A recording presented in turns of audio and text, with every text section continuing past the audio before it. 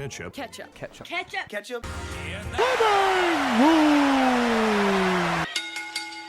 Come on in, sit on down. It's Ketchup in the living room with Mikey and Jeremy. I'm Mikey. And I'm Jeremy. Jeremy's back at the helm Get of the used ship. to me saying that at the beginning, everybody. It's my thing. Yeah, I don't even know if I'll challenge you for it again. Well, you will. Well, I will when we disagree on something and we need stakes. Exactly. And I won the bet because Riho is the first ever AEW Women's Champion. I was like, You were I was like, surprised? Jeremy's such an idiot. If he really wants to get back at the helm of this ship, this is the wrong way to do it. You thought I was tanking it, picking the loser so Yeah. I never had to do the intro Yeah, again? you've been secretly making me think that you want it so that I won't let go of it.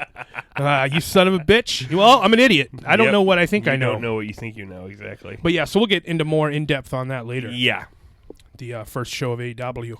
Right off the bat, though, we just literally watched a brand new trailer for Picard. Yeah, it dropped like an hour ago. That's the Star Trek spinoff, you Yeah, guys. man. Oh, man, I loved the first trailer. We talked about it on another episode, I believe. And this one just came out right before we just started recording, and it looked freaking awesome. Yeah, they already had us with all the Data stuff, 7 of 9 stuff, but now we get to see Riker. Yep. And Troy. Yep. And they're apparently married and just living out in the... They look like they're living in that house that Kirk was living in Star Trek Generations. Generations, yes. Yeah. I 100% agree. I thought the same thing. The shot looked the same. You know what? Maybe they did that on purpose. Maybe Yeah. these guys know what they're doing. Right? It did look like the same shot of Kirk from behind. He was like chopping at a cutting board, and Riker was it was from behind, and he was chopping at a cutting board. Yeah, and he was like, "Hello, old friend." Yeah. And then they fucking hug and they had stuff. a special guys They moment. did have a special guys moment. Taster's choice moment. We think we saw some new androids. It looked like they were mass-producing androids. That they didn't look like Data, but they did look like androids. I'm glad you said that because when I was watching it, I was just like, oh, it's like a white-faced alien or whatever. But it was like a bunch of them. Yeah, they're all lined up. I did a bad job at watching that part. So that makes sense because on Next Generation they didn't know how to replicate the technology. Because the Nunyan Sung is that him? Nunyan Sung. That's who Nunyan Sung, invented yeah. Data and the other 2 or 3 androids that existed. Right, B4, C10. But they were the only ones in the whole universe. You never bumped into any more androids. Right. So then because then I guess they took them apart. Because you know how they were always wanting to do that on Star Trek? Yes. There'd always be some asshole who showed up that's like, we're taking Data back to Starfleet so we can rip him into pieces. Yeah, yeah. I guess that happened after because he dies at the end of Nemesis, right? Yeah, definitely. So they must have picked up all his body parts and done some research. And then made him again. Yes. Yeah. Oh, yeah, then they made a fatter version. Can you make my old friend fat for me, please? I would prefer it if Data's age was reflected in his skin like mine. Yeah, totally. I know. But yeah, that's in the very beginning of the trailer, we see Data is painting. Yep. Seems like a dream sequence. It does seem like a dream sequence. And then Data asks him to finish the painting, and Picard says that he doesn't know how. Yeah. And it's a woman in a white shawl in front of a great wave that's about to crash into her. Wow. On the precipice of some... You think that means something? Yeah. Me too. I don't think they would have a sweet painting in a dream sequence for no reason. Yeah. And we get a better look at the crew, I think. This is all what I gathered from the trailer. The trailer, so it was like fast cuts. Yeah, we see But there's a young guy who's flying the ship. Yeah, there's a young, badass Tom Paris, Han Solo sort of guy. Yep. Because I guess Tom Paris isn't really badass. Tom Paris is badass. Is he badass? Yeah, he is. I guess he doesn't have a beard. Do you think you have to get clearance to have a beard? Because Riker's the only one, right? Oh, no, Worf has facial hair. Yeah, and Geordi grew a beard for a while. Yeah, I think everyone was like, Geordi, bro. You, not so much, dude, not so much. She's like, what? I thought we're having beards now. Riker's like, bro, no. Beard's my thing. Beard's my thing. And he's plus like, Worf. You know what? Yeah. And I think also Geordi, was Geordi like, all right, I haven't gotten any ladies yet. Yeah. And Riker's over here just swimming through just It's ladies. got to be the beard. It's got to be the beard. Yeah. No, you're sitting in chairs wrong. You need to come at him from behind and flip over him. It was not the beard for Geordi. No, not at all. Hopefully he eventually found a wife or something, but it was rough goings there for 7 seasons for Geordi. Yeah, you got to think we will, if we're bringing a lot of these people back, that why wouldn't he be one of them? Yeah, it's true. Yeah, totally. I mean, I guess Riker's directing some of these, right? Yeah. Am I make that up? No, you're right. Absolutely. I like that he's on it. He directed some of Discovery. Discovery, and he also directed a few episodes of The Orville. That's all very cool. Yeah, and now he directed some Picards, and now he's on Picard. Now that Patrick Stewart is on Picard, do you think that means we won't get him on the Orville? Yeah.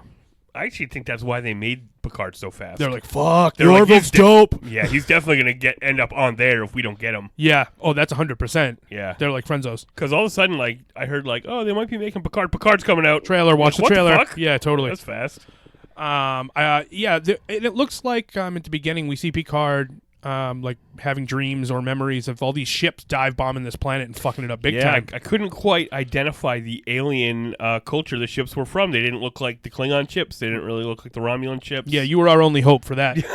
For that Star Trek Discovery, because I wasn't going to figure it They out. could have been Ferengi ships or something new. And yeah, it could just be new Romulan ships. You're right. Yeah, exactly. Or like in this version of the thing, the ships could just look different because that always happens on Star Trek. You know what I think it probably is? What? New aliens. Yeah, probably new aliens. Because we do see a glimpse of something that looks like an alien thing. Yeah. I couldn't quite tell what I was looking at. It was like hanging from a ceiling Classic upside down. trailer stuff, guys. Yeah, you total can't really trailer tell stuff. what's going on. But I tell you what, it made me excited, and I got the feels when the Riker Picard stuff happened towards the end. Me too. Yeah. But yeah, so they have a Vulcan with a sword. Yeah. They get a badass pilot. I think that guy might be a Romulan.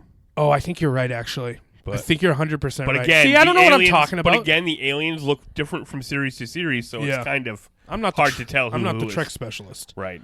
Not that you don't watch Star Trek like all the time. No, all the time. Like every night when I go to sleep, I Yeah. pop on The Next Generation. Yeah. But you just watched it 10 times more. Yeah. Let's see. Anything else out of that? No, other than it looks awesome. When's it does come look out? awesome. Oh, November? Is that when? I didn't notice. I think it might be November. was getting the feels. I had kind of like the electricity in my skin towards the end. So you couldn't focus on I was so excited. dates? I wasn't even looking at the screen anymore. Yeah. I was just wanted to yell Picard at the top of my lungs. Yeah. Yeah. Oh, we're talking about trailers. Yep. I had asked you if you had seen the trailer for Birds of Prey and the Fantabulous Amazing Emancipation of Harley Quinn. Is that something to that effect? I think it is. I think you might have nailed it. Okay, it's something like, I don't think it's Fantabulous, or it is. Well, they're Either way, intentionally making this name too long for us to be able to remember it. It's a joke. You know what's good? It's a joke, yeah. You know what's cool when you make the title of your movie a fucking joke? Could have just called it Birds of Prey. That's stupid. Or should have just called it Harley Quinn, because based on this trailer, it's only about Harley Quinn. Absolutely. She never even says the name of any of the other characters. No. And I don't know who any of them are. And they don't really have lines in the trailer either. You know, no. It's just her talking the whole time. And I'm like, you know what? I'm over your fucking Harley Quinn voice and the way in which you speak. You're over the whole Harley Quinn thing. The cadence, yeah. Is it because she's not as hot in this one? Oh, buddy. I'm just asking. I don't know. So, by the way, I just watched Maybe. Suicide Squad again this week on TNT. Oh, because it was the lead-in. Yeah, it was the lead-in for AEW Dynamite. Yeah. So I was like, you know what? I'm watching it. Yeah. And I pretty much felt the same way as I did before, where it really starts up, it gets going, then it gets weird in the middle, and then it gets flat at the end. Yeah. You know? It loses all its life once you stop having a real soundtrack and you... once the score takes over. Yeah, once the score takes over. Yeah, I agree. And even then, there's like one too many songs in the first 20 minutes of the movie. Yeah, because some of them are a little on the nose. Yeah, it's like when they play that Eminem song. Hi, my name is what? I'm like, come on, this only makes me think about Eminem. Yeah, I can't I'm like, remember when Eminem burst onto the scene on MTV? Now I'm thinking about that. Because he's literally just rapping about being Eminem and Slim Shady and He's stuff. not talking about how he's Harley Quinn. Yeah, exactly. And I'm like, so that song in particular takes me out of it in that movie. And it's after they each have a song introducing each one of them, and then they go and bring them to a place, and they have this song introducing all of them. I'm like, this is a lot of just little sound clips. So you're watching this with commercials? Yeah. Wow. Yeah. That's a commitment for Suicide Squad. Yeah, but, totally. You know. I mean, it's really not that bad. Right.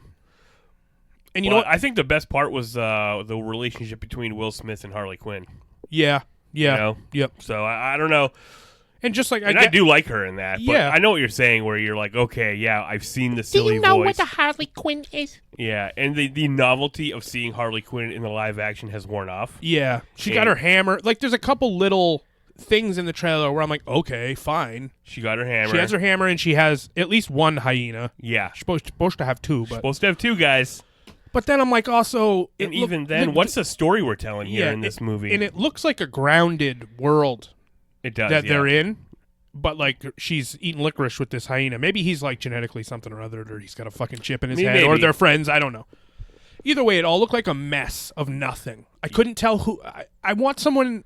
By the end of the Birds of Prey trailer, I didn't want to see the movie. Absolutely, yeah. Yeah, that's what I thought. Yeah. I'm like, this looks boring. I'm like, she broke up with Mr. J. Yeah, how'd that fucking play out? Like, seriously, she didn't have any bullet wounds. I think we should see different people.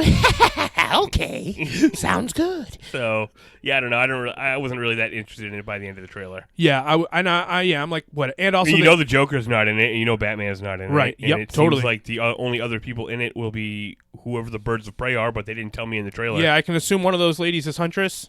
You would think. But I don't and know. Maybe one's Black Canary, but that's not even a given. I think one of them is Black Canary. She's the one that's singing on the stage, and at one point she's singing, and you see the liquid in one of the cups start to vibrate. Oh, really? Yeah. Oh, that's interesting. I watched the trailer more than once. They should have showed me her Sonic Blast in the trailer. Yep. Yep. And you should have put anybody in their costume. I mean, I guess maybe they won't have costumes. I guess guys just draw inappropriate costumes for women, and they're not allowed to wear them in movies anymore because it's like we're. In particular, I heard about Harley Quinn. They were less sexying. They're unsexying Harley Quinn for this movie. I think that's part of one of her weapons. Her sexuality. Yeah. Yeah. Yes, definitely. And it looks like she's still going to use that as one of her weapons. It does seem that way. Yeah. Boo. Well, we'll see. We'll see what the next trailer looks sound. like. Yeah, but I'm not interested. Hey, in other movie news,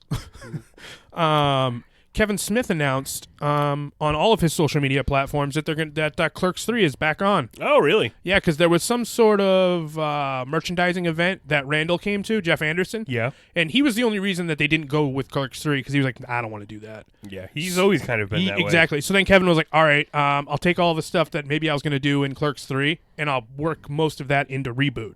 Yeah. So then they went to this event together and they got to talking, and I guess he convinced him. Because it's back on now, and he's just started writing a whole new script. Oh, wow. Interesting. So that's cool. That could be, more Kevin Smith stuff's awesome. I agree, and Clerks 2 was great. Some really good Kevin Smith stuff to talk about later. Yeah. Also, this weekend is the Fathom events for Jay and Bob Reboot. So if you wanted to see Jay and Bob in the theater, this weekend would be your chance. Any movie theater that does Fathom events will have that. Are you talking to me? No, I'm talking to the listeners. I know. And you, maybe. Yeah. Something we could consider. Yeah, we could consider that. Yeah, if you go... I think it's the 15th and the 17th. The 15th is just the movie, and the 17th is back-to-back with Jay and Bob Strike Back, which I would not want to do that. No, that's too long in the movie theater. And I'm pretty sure this movie is going to mirror that movie. Right. So the jokes might not be as effective if we had just watched the other one. Right. And also, how many times have we seen that movie? Oh, so many times. A bazillion times. Yeah, and I just listened to a podcast about it, and it was a couple guys on it that really used to like that movie, and they were like, ooh... It didn't hold up like I remember. Yeah. I remember loving this movie. So it's probably better just to remember it. Yeah. And then see the new one. And then have fun with the jokes where they make fun of that movie in this one. Fair enough. But yeah, I just wanted to get my little... Kevin Smith plugs in there? That's right. Did you hear that Kevin Smith tried to go on Hot Ones, but they didn't want him? Yes. Now, I saw his post that said that. Yeah, I saw Kevin Smith's post that said that too. Him and Jay made not ones. Yes, so they made a fake... show where they eat. Did they really eat the hot wings? I didn't watch it, but it looked like it, and it looked exactly like that set. Yeah, it did. I wonder if that's a work. Why would it be a work? Yeah, I don't know. Why wouldn't they want Kevin Smith? They're bigger than Kevin now. Yeah, that's what. I guess they are because they have That's what the guy. That's what the response he said was. He said it was like not interested. That's what they said. Wow, the guy from Hot Ones? Well, whoever makes the decisions, is, whoever sends the emails back to Kevin Smith, wow. when he says, "Can I be on Hot Ones?" and he says, "Not interested," because he's not hot enough. Wow, he was on Colbert, hot enough to be on Colbert, he was on motherfucker. Fucking Colbert, so it's like I don't know. He's on AEW, so yeah. Did you watch that clip of him on Colbert? No. It was very funny. Really? Yeah, it was good stuff. Yeah. He told an embarrassing story about his daughter. Andy did that thing, like, when he went on Colbert last time, and he just talked and talked and talked. Yeah. And even Colbert was like, dude, I asked you one question last time, and you talked for 12 fucking minutes. And it was cool to see Colbert, became, affected by the symbiote of Kevin Smith and dropped the F-bomb there. Oh, that is hilarious, yeah. Yeah, so it was really good. Kevin Smith's been all over the place lately. Yeah, he's promoting. He's doing it himself instead of paying, $20 million to promote a movie. Wow. Which is the only other way it would work. So if we don't go see the Fathom event and go see Jay and Silent Bob Reboot in the theater, how do we watch it? You have to wait until Kevin's road show, the tour he's going on with, to bring the movie out. So say... It's an interesting way to put a movie out. Yeah, say they come to Providence. Yep. Okay, and they do a show in Providence and they show the movie. Once they leave, yeah, that movie stays available in that area. Oh. You can then see it at a theater in that area. Oh, that's fucking crazy. Yeah, isn't that nuts? But when can I get it on video on demand? Oh, I have to assume few months. well after the tour is done. Okay, I got it. Because, All right. we'd be undercutting his sales. Would I be paying him to see the movie? Yeah, but he could probably get more money out of you if you go to a live show. Although you're just going to go to the movie. We wouldn't go to the live show. Yeah, right. I don't know. Yeah. I mean, no, and I'm like, I want to see it in the theater. I want wanna to support Kevin. Yeah, but I prefer to support him from my couch. Yeah, I think he should know that. Yeah, for real. He knows what's Seriously, up. dude. Yeah, they're not letting me smoke adult cigarettes in the theaters yet, No, Kev. And they just made vaping illegal. So they did. yeah, that's about all I have to say about that. All right. Did you watch any movies or anything?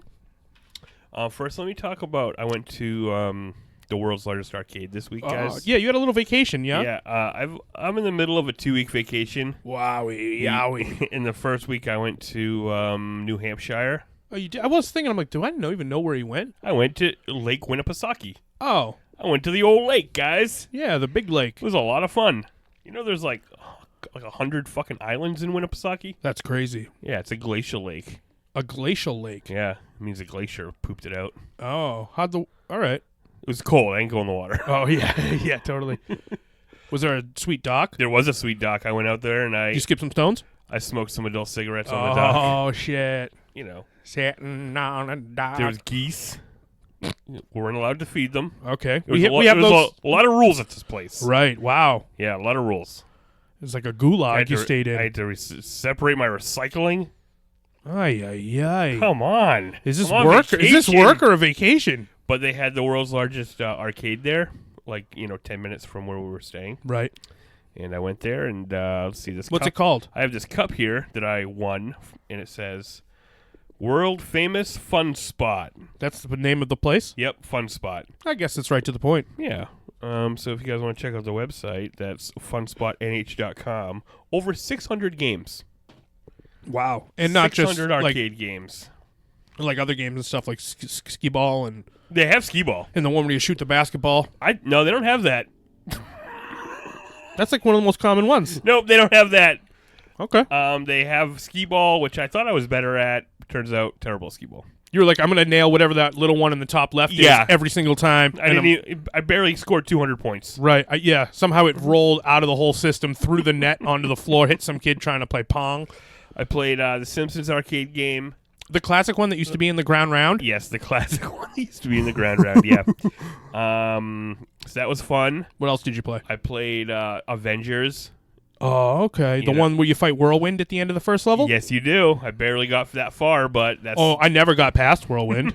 That's why I just got lucky to get... I was Captain America, and I threw my mighty shield. When Captain America throws his mighty shield, enemies, blah, blah, blah, they will yield. They'll yield. They'll yield. When you get to a yellow light, they'll yield. I played... Did it have the X-Mans? They did not have the X-Mans. They had the Mortal Kombats? Yep, they had Mortal Kombat 1, 2, and 3 all right next to each other. Did they have 6 Street Fighter cabinets? They didn't have Street Fighter. No, This is the world's whattest arcade, Jeremy? The world's largest arcade. Square footage, you mean? No, they did have Street Fighter 2. I just that's what they mean. The square footage is the largest, not the most games, right? No, it actually has the most games because when I went to the top floor... how many floors? 3 floors. Oh, okay. Yeah, when I went to the top floor, it was like fucking wall-to-wall arcade machines, dude. But they were all ones from like the early 80s that nobody's ever heard of. Right, like like the game that inspired Galaga, yeah, Squirbo. Like tons of different kinds of Galagas and tons of different kinds of Defenders. Flying and a lot of different things that were Space Invaders. Yep.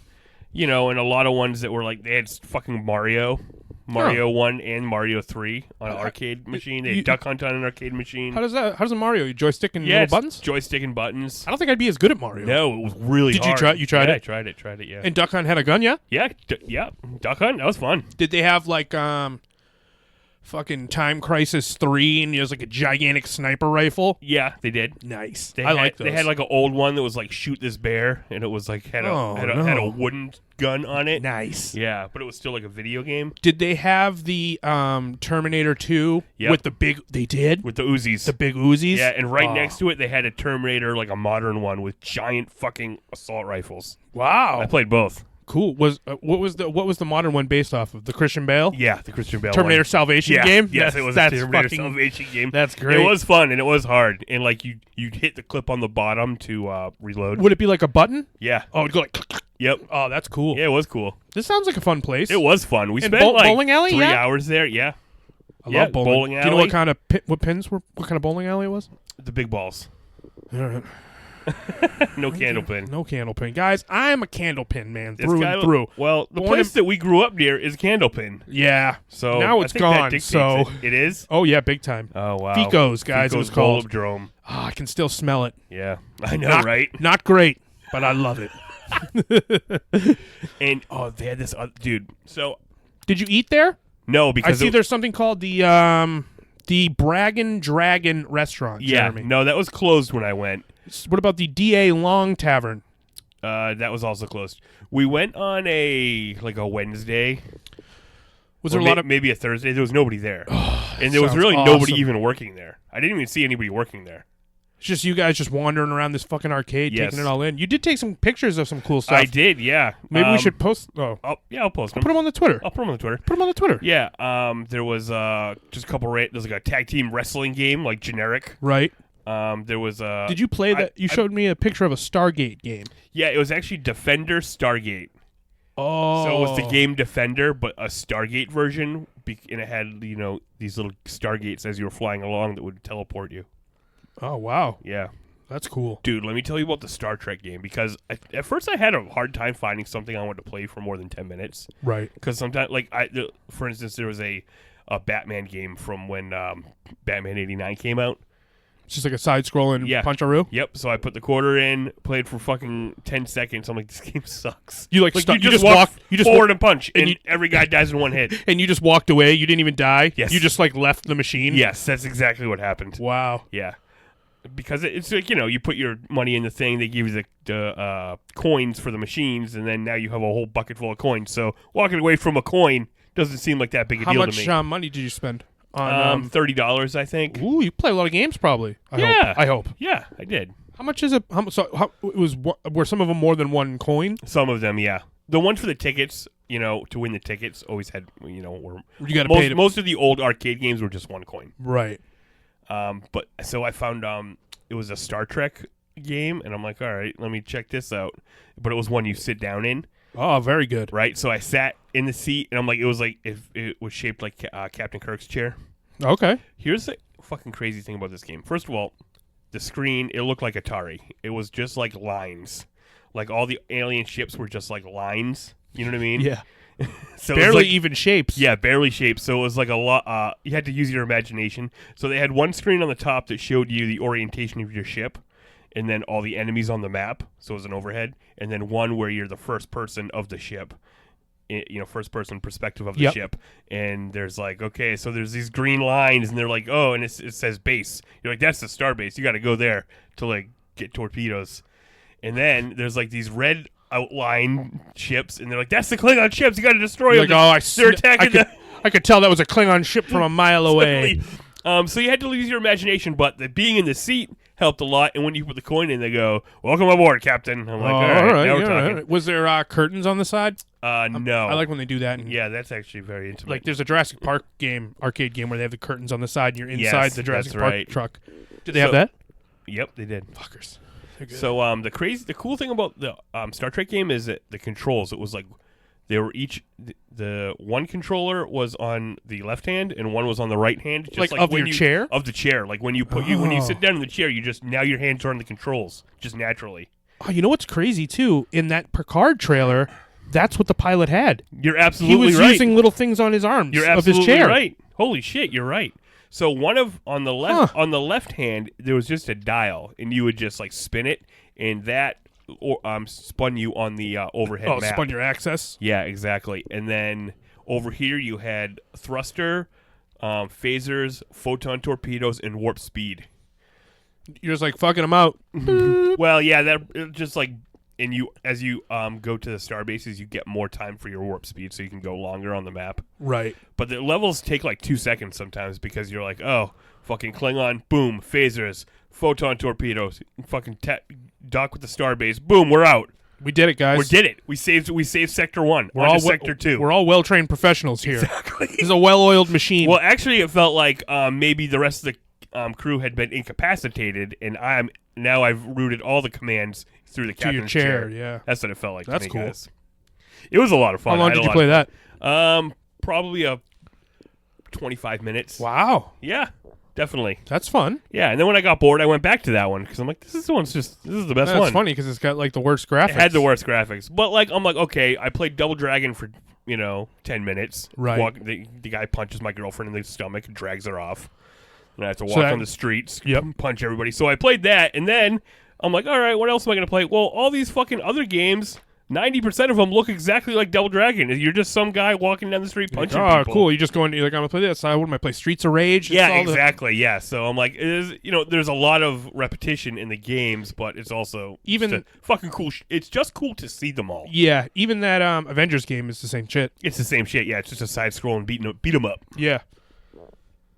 And So- I mean, the X-Men game's the same thing too, but we just have more nostalgia for that. 'Cause Yeah. it's Nostalgia awesome, right? goes a long way with an arcade. Yeah. It's kind of a big And part they of were it. piping 80s music in the whole time. Oh, nice. It was cool, and I thought like of an idea for a movie that is already a movie. Well, I just thought like, someone should film a movie there, and I'm like, what if? Because I'm like, kept walking up to games. I'm like, I've never fucking heard of this game. Are you trying to make like a Ready Player One or a Tron? Or Yeah, like a Tron probably, or like what's that other one? The Last Starfighter. Oh, yeah. Like Last some Starfighter, version yeah. of that, like a modern interpretation of. They should You're fi- just in this arcade, and there's a game that you've never heard of, and then anything could happen after Yeah, that. they are. I believe in the first episode of Ketchup in the Living Room, I talked about how they're rebooting The Last Starfighter. Yeah. And they should film it at that place. They should film it at this place. That's kind of what I was thinking. It's just crazy to see so many games all right in a row. It's awesome. Yeah, that sounds like a spectacle. Yeah, it's fun. If, Did you take if any me and wa- you ever find ourselves in New Hampshire, we should definitely we should go there. Yeah. Yeah, we could stop Judgment Day. Yeah, absolutely. Well, I guess we can't stop it. We could stop the we what could happened change after. the timeline. Right. Of course. How long were you gone? How long was I in New Hampshire? Yeah. Like 4 days. Nice. Yeah. It felt like a long time though. Yeah.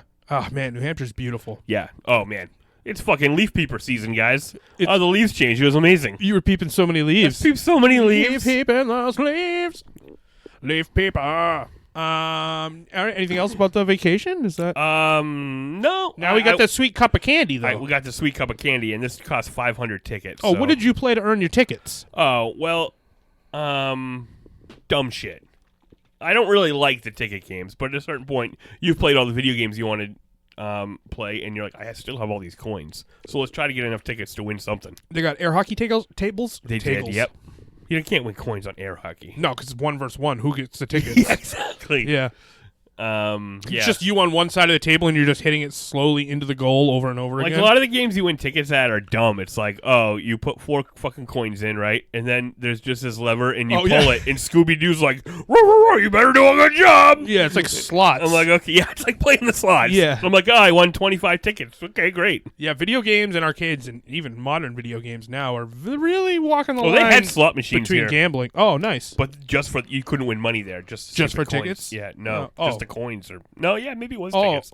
I didn't play. Right. I did. I put one in and tried to pull the lever. It wouldn't pull. I pressed a button. Something happened, and then I didn't win. So Great. I didn't even get the fun of pulling a fucking You were lever. like, I want to play. I want I to just want to pull the fucking lever. and I want something to go like, Yeah, bing, bing. that's exactly what I wanted. And it was like, Yeah. all right, see you later. I'm going to play fucking Star Trek again. Yeah, exactly. Welcome, Captain. You're like, yes, Yes. I'll give you the coins just for that. I didn't do anything like that. I was working hard for that money. You gotta, man. Back on the factory floor, you know. Gotta.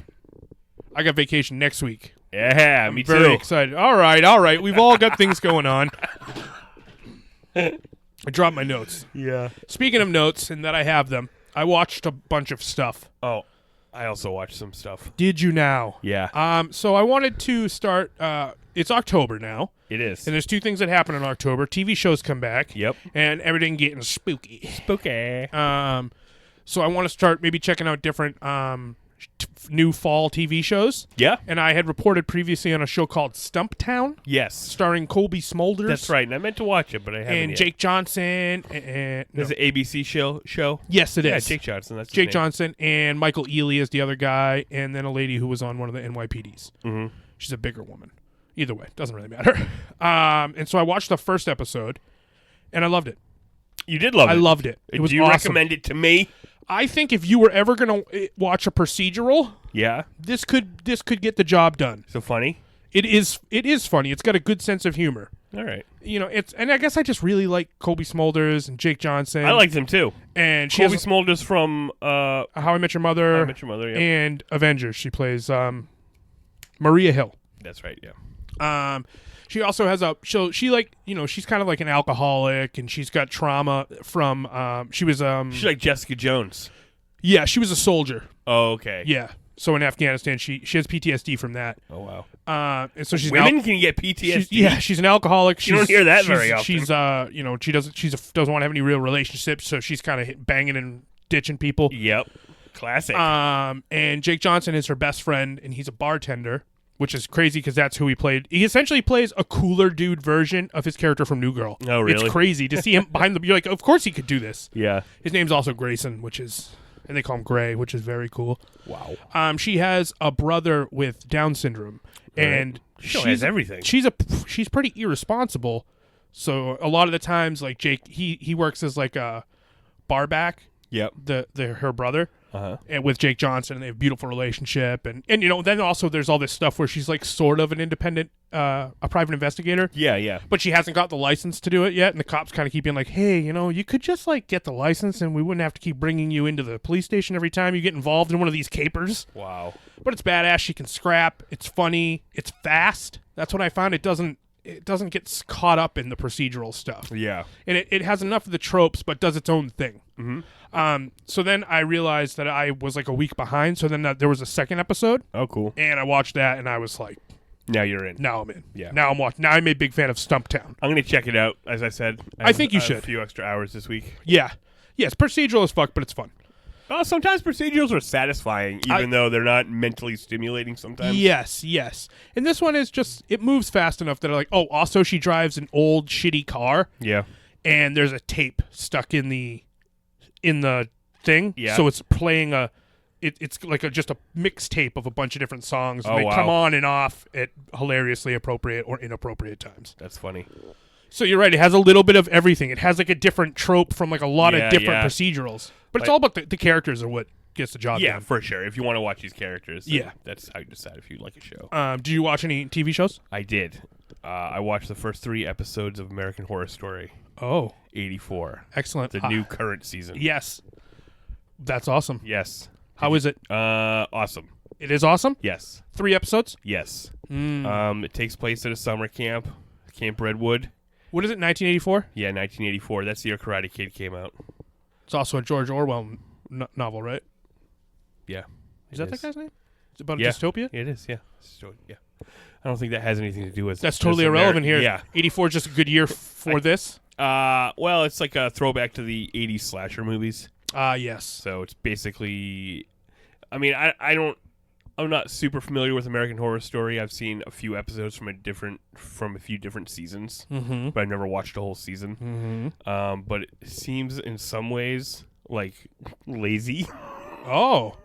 I'm not saying that this is a bad show. I'm just saying like they're like, what if all the stuff from every horror movie happened all at once? Yeah, You know? I have some insight into why that might be that way. I watched the entire last season of American Horror Story. The one no before way. the one you're watching. No way. Yeah, American Horror Story Apocalypse. Well, what did you think? It was fucking awesome. It Oh, was really? like the fucking Avengers Infinity Saga of American Horror Story. Really? It took something from like every one of the seasons. You're like, oh shit, this is we go all the way back to fucking Murder House, which is the first season. Wow. You get it's crazy. No way. So like So I didn't know you had to watch all these in a row. I thought it was an anthology. it is, but it's like it is like you and like, It is, Did you but watch the first season? No. So like the first season Murder House, it ends with a baby being born. Okay. And also, spoilers, guys. I don't know. Oh, we're doing American Horror Story spoilers right now. Yeah, totally. You should check the show out. It's spooky. Yeah, I'm interested to watch that season that you're watching now that I've watched this one, because it tells like such an epic story where it like wraps up stories from like 3 or 4 different seasons. Like, there was a season that was called Coven. Yeah. Like, all of a sudden, in the middle of this one, it turns into that continuing. All the witches from Coven show up, and then there's fucking like time travel and time leaps and nuclear apocalypse. That's what they mean when they say apocalypse. That's crazy. The show ends. The first episode of Apocalypse starts with like a bunch of people getting rushed to like these like super hidden outposts because there's bombs dropping. Yeah. And then bombs do drop and the fucking world ends, and then they're in this shelter. Wow. Yeah, it's crazy. Damn. So that's why I was like, how is there another season? Well, it was a prequel. Exactly. Yeah. So I see why they had to go so left field, and that one looks like kitschy and yeah, it's like sometimes the characters are saying things and you're like, okay, is this a parody? It looks like in some ways it feels like the characters are intentionally one-dimensional. Yes. But then as the show goes on, you understand. The crazy thing is, like, so in the first episode, it's like they're at this camp. Yep. You find out that there's this killer called Mr. Jingles. I think, is he not from another season? I think the name is from another season. Yeah, he was like a clown, but he's not. It's not him. It just happens to have the same name, I think. See, with this show, it's hard to tell. I bet there was references I didn't even get in the season I watched. Yeah. So, but he's not a clown or anything. So he's a janitor at this camp for kids, and one day he drowned him in the lake. He decides to just chop them all up. He's sick of cleaning up their poop because he was in Nam, so it made him crazy. Are they kids? Are they like young kids, or yeah, is it they're children and like camp counselors, I think maybe. Oh, no, I don't think maybe he didn't kill any of the counselors. Just but anyway, the kids? Yeah, just the kids. Oh. He like cuts your ear off after he kills you and puts it on his necklace. Nice. Oh. So gross. Yeah, it's gross. So that happens, but then concurrently, like, these kids from the city are coming because there's a serial killer in the city. Like I want to say it's the Night Stalker killer, but that sounds real. No, I'm pretty sure that is real. Okay. But why couldn't this also this the continuity of American Horror Story? Yeah. Exists in this world we live in 100%. Oh, okay. It is not a different world. Right. It is our world. So it may be the real killer or just some version of whatever that is. So he follows them to the camp, and then Mr. Jingles breaks out of his Wait a insane minute. asylum. So there's two. There's 2 killers. There's 2 killers so far. So, we're only on episode 3, Jeremy, right? No, on episode 1 there's 2 killers. Holy shit! By episode 3 there's 4 killers. Is Freddy dude and Jason dude? Is it like that? Guys, every single person in this show has a secret where they're a killer. I swear to God. Oh, like all the kids are killers, or well, no kids have showed up yet. It's just the counselors, and even them, they don't like. The only reason they got the jobs is because everybody else knew to stay away from this. They're in like their 20s and stuff. Yeah. And they like to fornicate and like smoke doobies and stuff. Yes. And so they're asking the lady who opened the camp. Reopened the camp. This is the first time the camp's been opened after the massacre, like 20 years ago. The lady who reopened it was the only surviving victim of the massacre. She doesn't have an ear. Well, this is suspicious that she would reopen it. Yeah. So meanwhile, is she a killer? Yeah, I think she might be a killer. I'm interested to see who plays some of these people, because that's one of the things about this show. They reuse the actors. Oh yeah, I know. It's so interesting, dude. And on that season that I watched, there was one lady who plays so many different characters, and they bring back so many characters that they would go from a scene where she was playing one character to another scene where she was in it again, but she's playing a different character. Oh my God, how would you be able to watch that if you've never seen the show before? That's crazy. Yes, actually, that would be very confusing. I had seen enough of each season that I was able to put it together. Yeah, it's interesting. But anyway, I'm having a lot of fun, and I was out in the cabin in the woods watching it, so it was even more fun. Fucking awesome. Yeah. I want to check it out. Yeah. I would also suggest you check out Apocalypse. Yeah, you if think so? If I don't spoil every moment. Should I watch every one? Yeah. I should. I watched, so there's 8, right? Maybe so binge it for Halloween. Yeah, because I was like, I wanted to watch something scary. Yeah, definitely. And it wasn't scary. It was unnerving and fascinating, but I wouldn't say it was scary. That the one you're watching sounds like more what I was looking for. Yeah. Classic horror. Yeah. Slasher shit. this one that I watched felt like the culmination of everything that had happened. And like I had watched the first season. So at the end of the first season, like there's a baby born. Yeah. And there had been a lot of scuttlebutt, people being like, oh, what's up with that baby? Is that baby the Antichrist? I think that baby's the Antichrist. Go all the way to season 8. Yeah. Yeah, turns Wow. out that was the fucking Antichrist. And That's he's crazy. he wants to destroy the fucking earth because that's what the fucking devil wants him to do. How old is he? 8 years old? No, he's grown. Oh. Yeah. His name is Michael Langdon, which I was like, did you guys intentionally make that so close to Michael Landon, who played an angel? In Stairway to Heaven? Yeah. Is that what it was? No. Stairway to Heaven? Highway to Heaven. Highway to Heaven. I'm on the highway to Heaven. Yeah, I know that. Everyone knows that classic Everyone knows song. that song, dude. It's from DACA. Yeah, DACA. So you're gonna keep watching it? Fuck yeah, I'm going to keep watching. I'm having Yeah. a lot of fun. Awesome. I want to check it out. Yeah, it was you watching that inspired me to watch Apocalypse. Yeah, and nice. because I thought the last season was the Trump one. I thought it was too. But then I looked and I was like, what is this one I have never even fucking heard of? But there is a season that's all about the election or something like that. Or at least it starts that way. And I'm pretty sure I don't. Yeah. And I bet there was probably some stuff that was an effect of that led to events and characters that I saw that I Right. didn't get was happening. Interesting. A lot of witches. Oh, one thing I will say about this show, I love how they fucking dress. Oh, also you find out there's originally I think we only knew there was witches, and they're all girls, obviously. Yeah. And turns out there's a whole school of warlocks. No way. Which That's a man witch, right? yeah, yes, it is. It's Yeah. a man witch, a tasty man witch. I shouldn't say that because they're all younger boys, but the guys. He doesn't mean to say the boys are tasty. No, and like the guy, all the warlocks that teach the kids. I'm like, Yeah. oh, these guys are all fucking badass and handsome as fuck. Oh, yeah. Well, we're a sucker for a cool-looking guy. Dude, and it's like between the witches and the warlocks, and it's like they're wearing almost like you're like, boy, what you would imagine a cool witch would wear, like a giant black weird hat, Yeah. and cool like lacy black stuff. But they all and like there's so many shots of them like walking in their fucking. You know, it's like there's like dudes that wearing like half a fucking cape. They're like they have a long jacket, but on the other half there's just a cape over their shoulder. Right. They're fabulous. I will say that. They're all dressed very, very cool. So yeah, I guess each week we'll get back in with you to talk about Yeah, American and Horror each week Story. I'll watch a whole nother season. It was that good that I watched 10, 40-minute episodes, and I wasn't on vacation. Right. I was just cramming and jamming. Yeah, it's good. Did you watch anything else? Not offhand. Nothing I can think of. Did you play any video games? I guess I just No, I same didn't. shit. I've been playing No. Borderlands. Yeah, I brought my Switch on vacation, but I didn't even play it. Right. I opened it up and was playing Stardew Valley for 2 seconds. Like I'm Stardew Valley's outside. Yeah. It's outside of you right now. I was like, I'd rather just yeah, exactly. I'd rather just go and sit on the dock. Like go outside and look at a tree Yeah. or water Definitely. or some geese. Yep. Don't feed them. Don't feed them.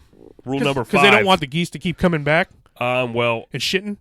it's possible, but the geese did keep coming back. Like every time I looked outside, the geese were out by the dock. So I'm like, people must always feed these things. And I think that everywhere where there are geese that you can feed, they tell you not to feed them.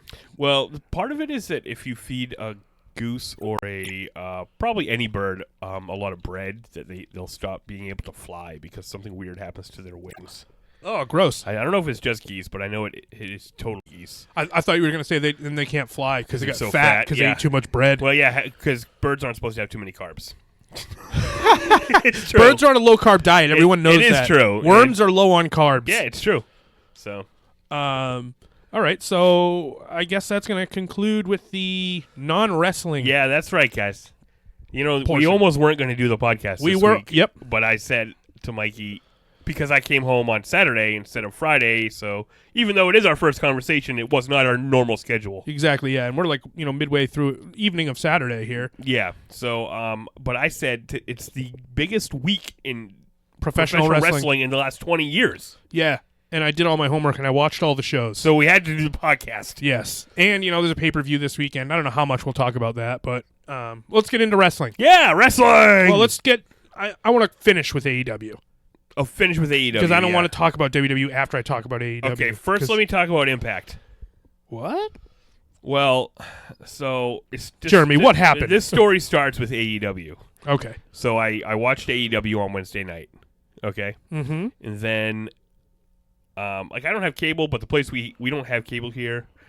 But I did get Sling to watch AEW, but the place we went to had cable, so I'm like, let me fucking figure this out. It was a whole thing trying to figure out how to use their cable. Oh, yeah. Yeah, because they didn't have it plugged in, and I didn't know for like an hour. It was a whole I had a whole thing when I was trying to get my cable hooked up at where I stay during the week. We're my streamers, man. We don't deal with cable. I had to uncut the cord. I had to try to glue the cord back together. I was like, fuck, I don't remember how to. Sorry, Cody, you need us to subscribe to cable. I was like, I don't even know how to hook this up. And like I went through this whole thing where like, okay, so normally traditionally with a cable box, a cord comes out of your TV, the power cord, right? Yeah. You plug that power cord into the back of the cable box. Okay. But for some reason, the TV that I had, the plug had a grounder on it. Yeah. So it wouldn't fit into the cable box. So then I had to get one of those things that makes a plug into a plug that takes a grounder plug. Yeah.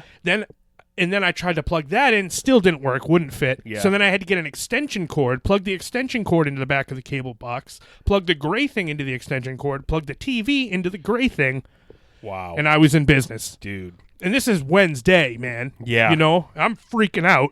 I was having a bad day with some other stuff that was going on. Yeah. I hope you guys are really enjoying this podcast. Enjoy every minute of it. But I got it hooked up. Yeah. Uncut the cord. So I after AEW, I was just flipping around the old television, seeing what's on the other channels. Oh, and you flipped on to fucking Access. Oh, okay. AXS. I want to make a joke about one of the other stupid channels they were on, but I couldn't. Well, Impact, the people who own the professional wrestling company Impact, they recently bought AXS. Yeah. Oh, fuck, I almost said the name of what that was off the top of my head. Anaheim, I almost said, but that's not it. That's not what it is. Anthem. It's a lot of the same letters. Yeah.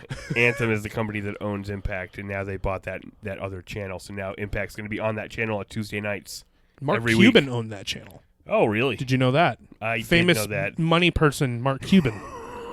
That's right. Isn't he just famous because he has money and he buys and owns things? Yeah, that is why he's famous. But they were showing like their last pay-per-view or whatever it was, bound for bankruptcy.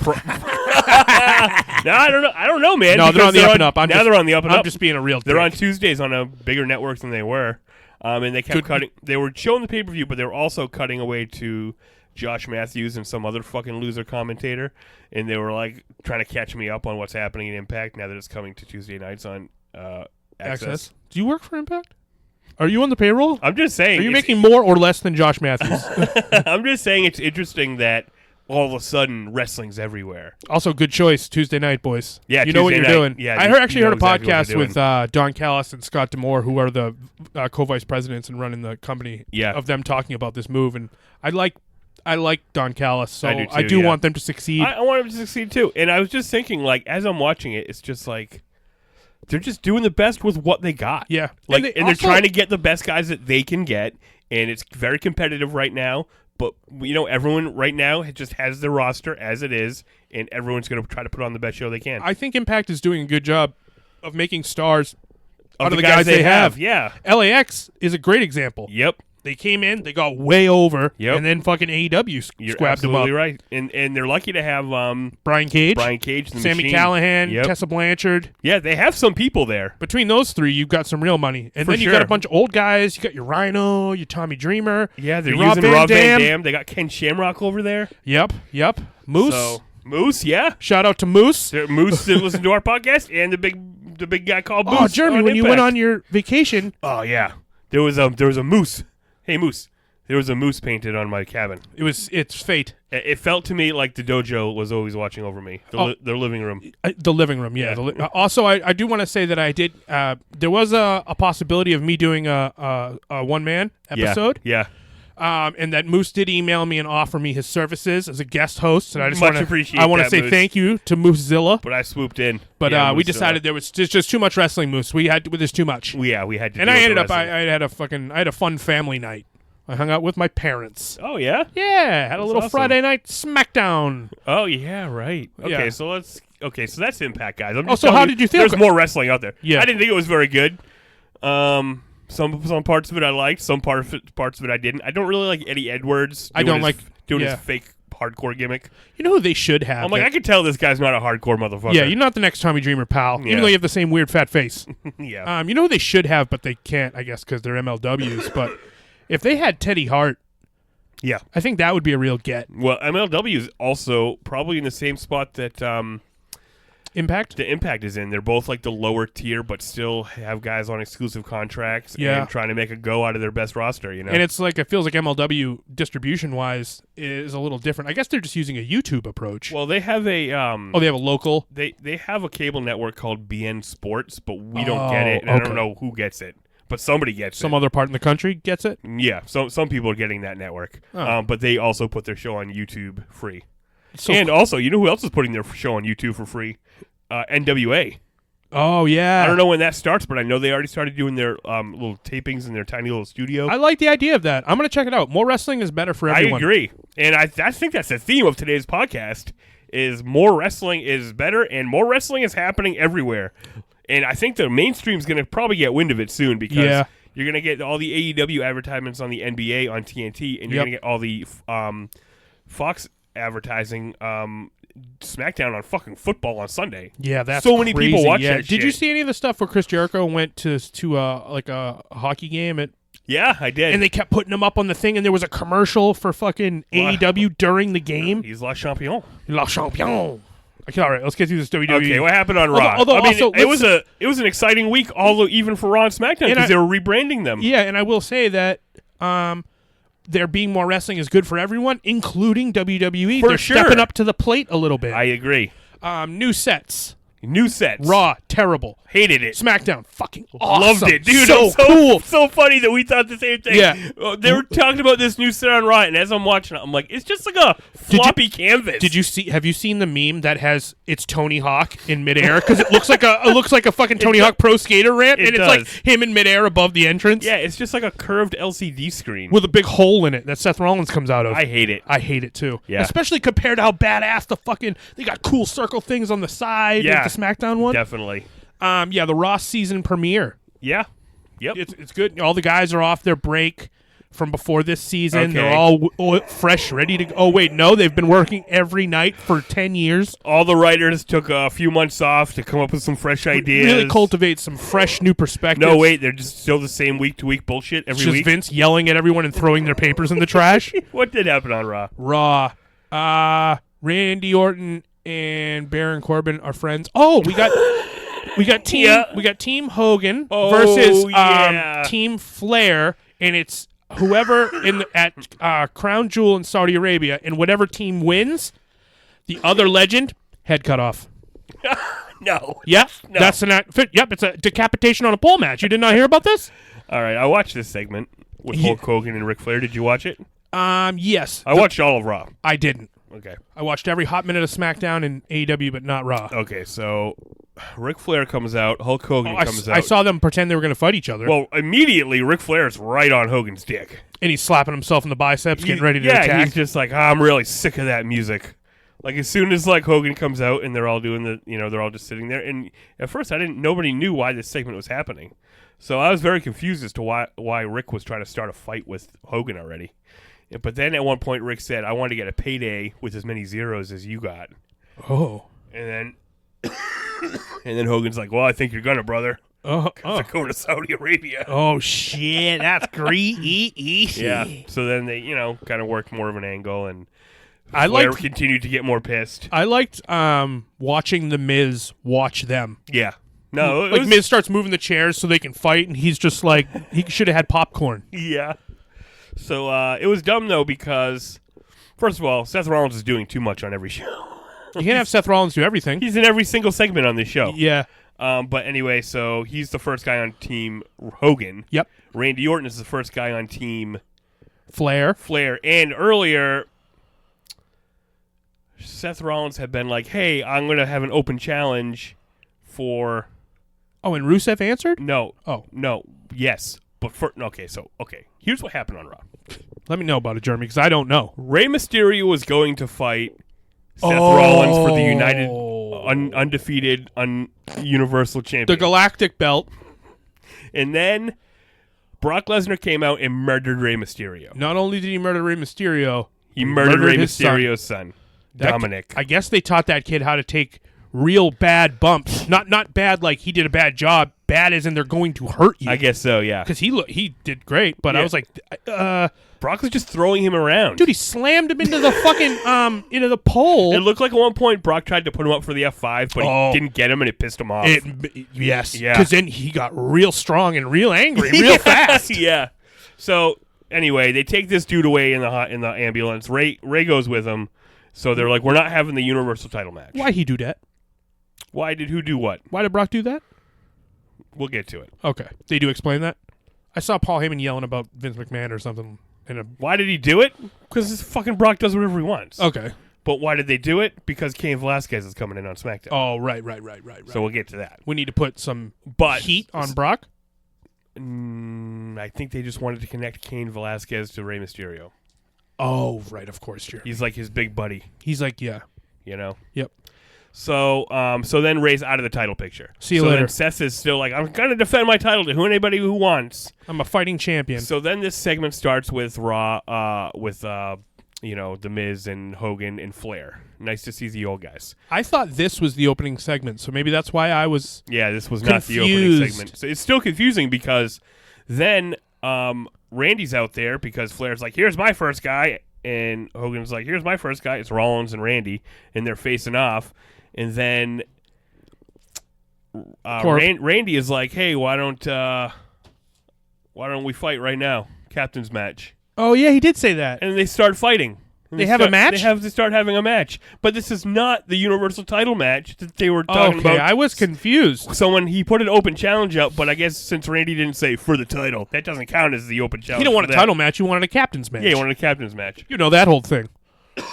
Anyway, Corbin's on the bad guys team, right? Yes.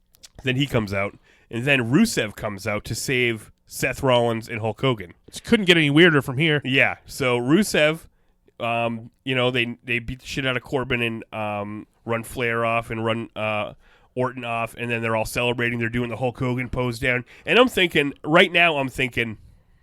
hey, this is awesome. Like, Rusev is like a good guy now. He's doing a fucking Hulk Hogan gimmick. He could start carrying an American flag. He just became a United States citizen. He has this awesome mustache now. I'm like, it feels like we could get a real good face run out of Rusev. Yep. But then guess what? What happened, Jeremy?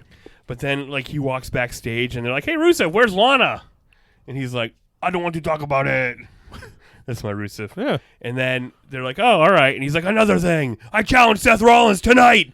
You're like, wait, is he a bad guy? You're like, well, you just saved him. Yeah. And you did the whole pose thing with him. And yeah. you stood next to him, and you guys are high-fiving. We both respect competition. No, it no? wasn't like that. He was like, fuck you, Seth Rollins, I'll beat you. So, anyway, he's having some marital problems, the commentators tell me. Oh, boy. But then in the when does Bobby Lashley kiss his wife, Jeremy? Then in the main event, when he's fighting Rollins for the championship, this weird music comes on that I couldn't recognize, and then you look over to the ramp, and it's Big Bob Lashley. Yeah, big booty Bob Lashley. And he's flexing his fucking balls off. Yep. And then some his other balls literally fell off. And then he points to the entrance, the weird entranceway. Yeah, and some other weird music comes on that I can't recognize. Oh, you don't recognize Lana's signature theme? Here comes Lana. Here comes Lana. And then they hug, and then they just start making out. And they start cucking out our boy. Yeah, and Rusev's just in the ring like, duh. Yeah. Why isn't he running down there and beating him up? I don't know. Why isn't he like, hey, Seth, pussy and an idiot? Hey, Seth, you just got married. You can respect the fucking boundaries of marriage. Come help me kick this guy. Right. You know what I do love, though, what? is just Baron Corbin and Randy Orton standing next to each other. Yeah. At all. Yeah, because they're watching the whole match. Yeah, definitely. I also love Baron Corbin. It's funny because I didn't want this to happen, him wear a crown and a cape, but I love his black. Because they broke his shit so he could make his own crown and his own cape. It's he like Corbined him out. It's like a Game of Thrones cloak. It does look like that, and a black crown. He looks awesome. And the whole bit where him and Randy are like laughing. Yeah. Did you see the... But why are we doing a cuck angle? You know what? Why are we dragging Rusev through the dirt? When have you ever enjoyed a wrestling angle that involved romance? The only time it ever worked... Macho Man and Miss Elizabeth. And I heard Macho Man say, I worked an angle with my wife one time. Now I ain't got no wife. Now I ain't got no wife. Yep, so, for sure. Don't do that. It's agree. stupid. It's never interesting. This Maria Kanellis bullshit. It's 2 cuck angles happening on Raw. I don't know. And last week they were like, "Oh, maybe Rusev is the dad of Maria Kanellis' baby," but now. And didn't fucking Corey Graves even use some weird terminologies last week? Yeah, beta cuck boy or whatever. Definitely said beta cuck. Yeah, I think cuck should be a swear. We say it a lot. I say it like but when I say cuck, I treat it like I'm saying fuck. Yeah, it's true. It's the whole story trajectory of Raw. I didn't like. Yeah. Once it was over, I'm like, I think I even tweeted on our fucking Twitter, "This is fucking garbage." Wow. I thought the ending of Raw was trash. It's trash. Don't worry. I'm too good for that. The ending of SmackDown was trash too. I agree. Yeah. Yep.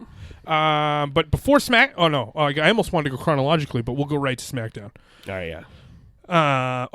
NXT. I didn't watch it. Did you see any of the stuff that happened? Finn Balor came back. Finn Balor is officially NXT. That's good for him. Also, Tommaso came back. Yep, saw that. Why both guys same show? I think bad move.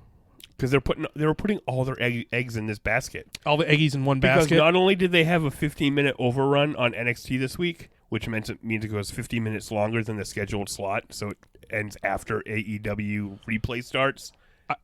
Right? Yeah. I when I finished but they watching, also had limited commercial interruptions on this episode of NXT because they didn't want anyone changing the channel because it's on against AEW. Oh well, good luck because AEW has next to no commercials. So yeah, there was true. 20. I don't want to get into it yet. Okay. Shit, was I gonna? Oh yeah, when I finished AEW, I did go watch the last 15 minutes of NXT, but I think I actually stopped.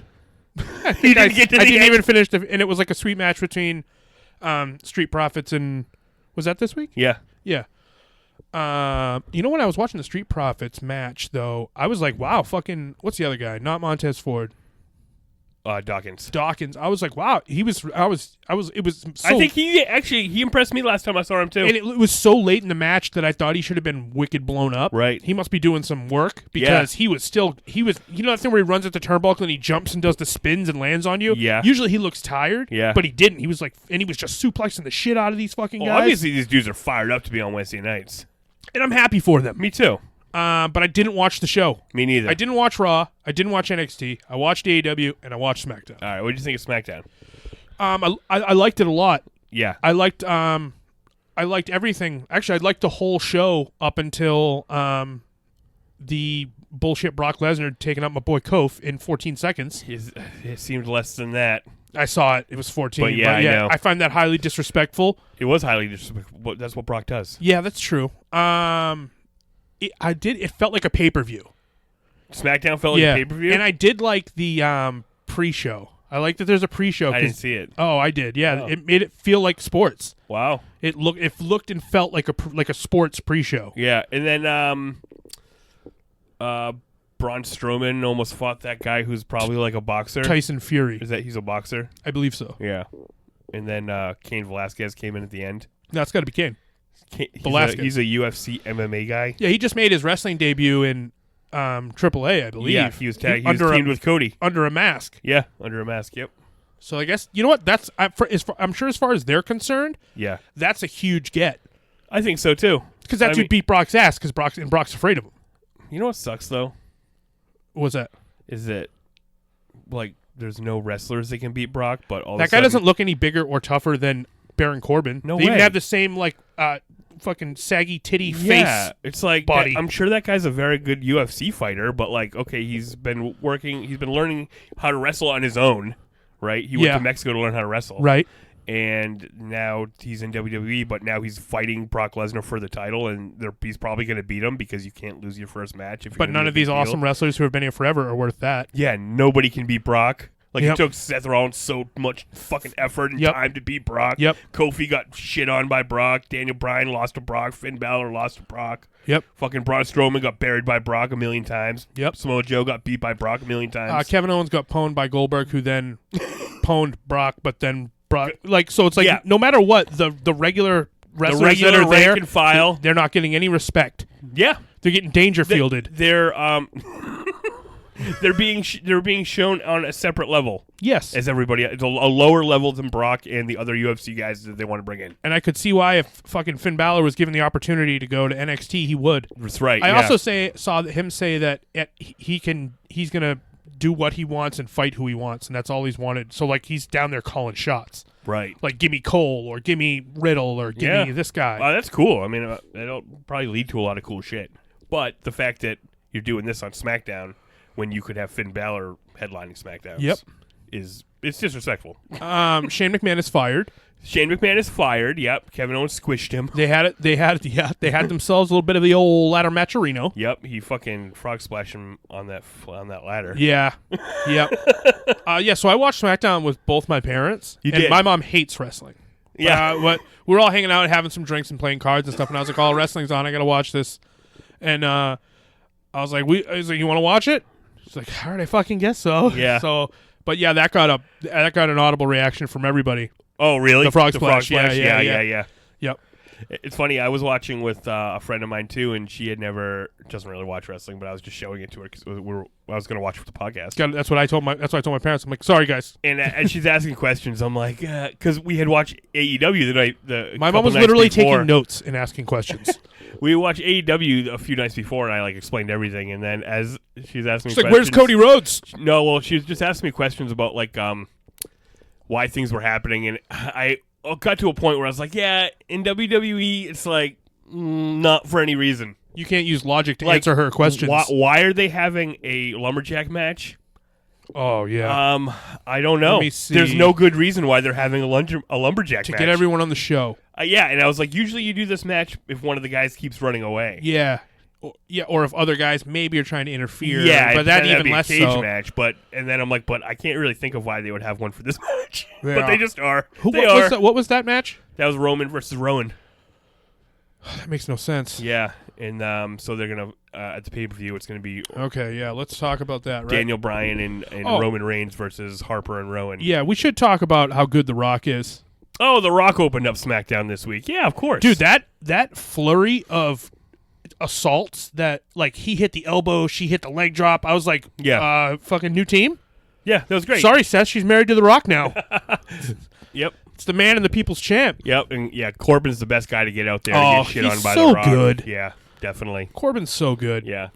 I don't think he gets enough love.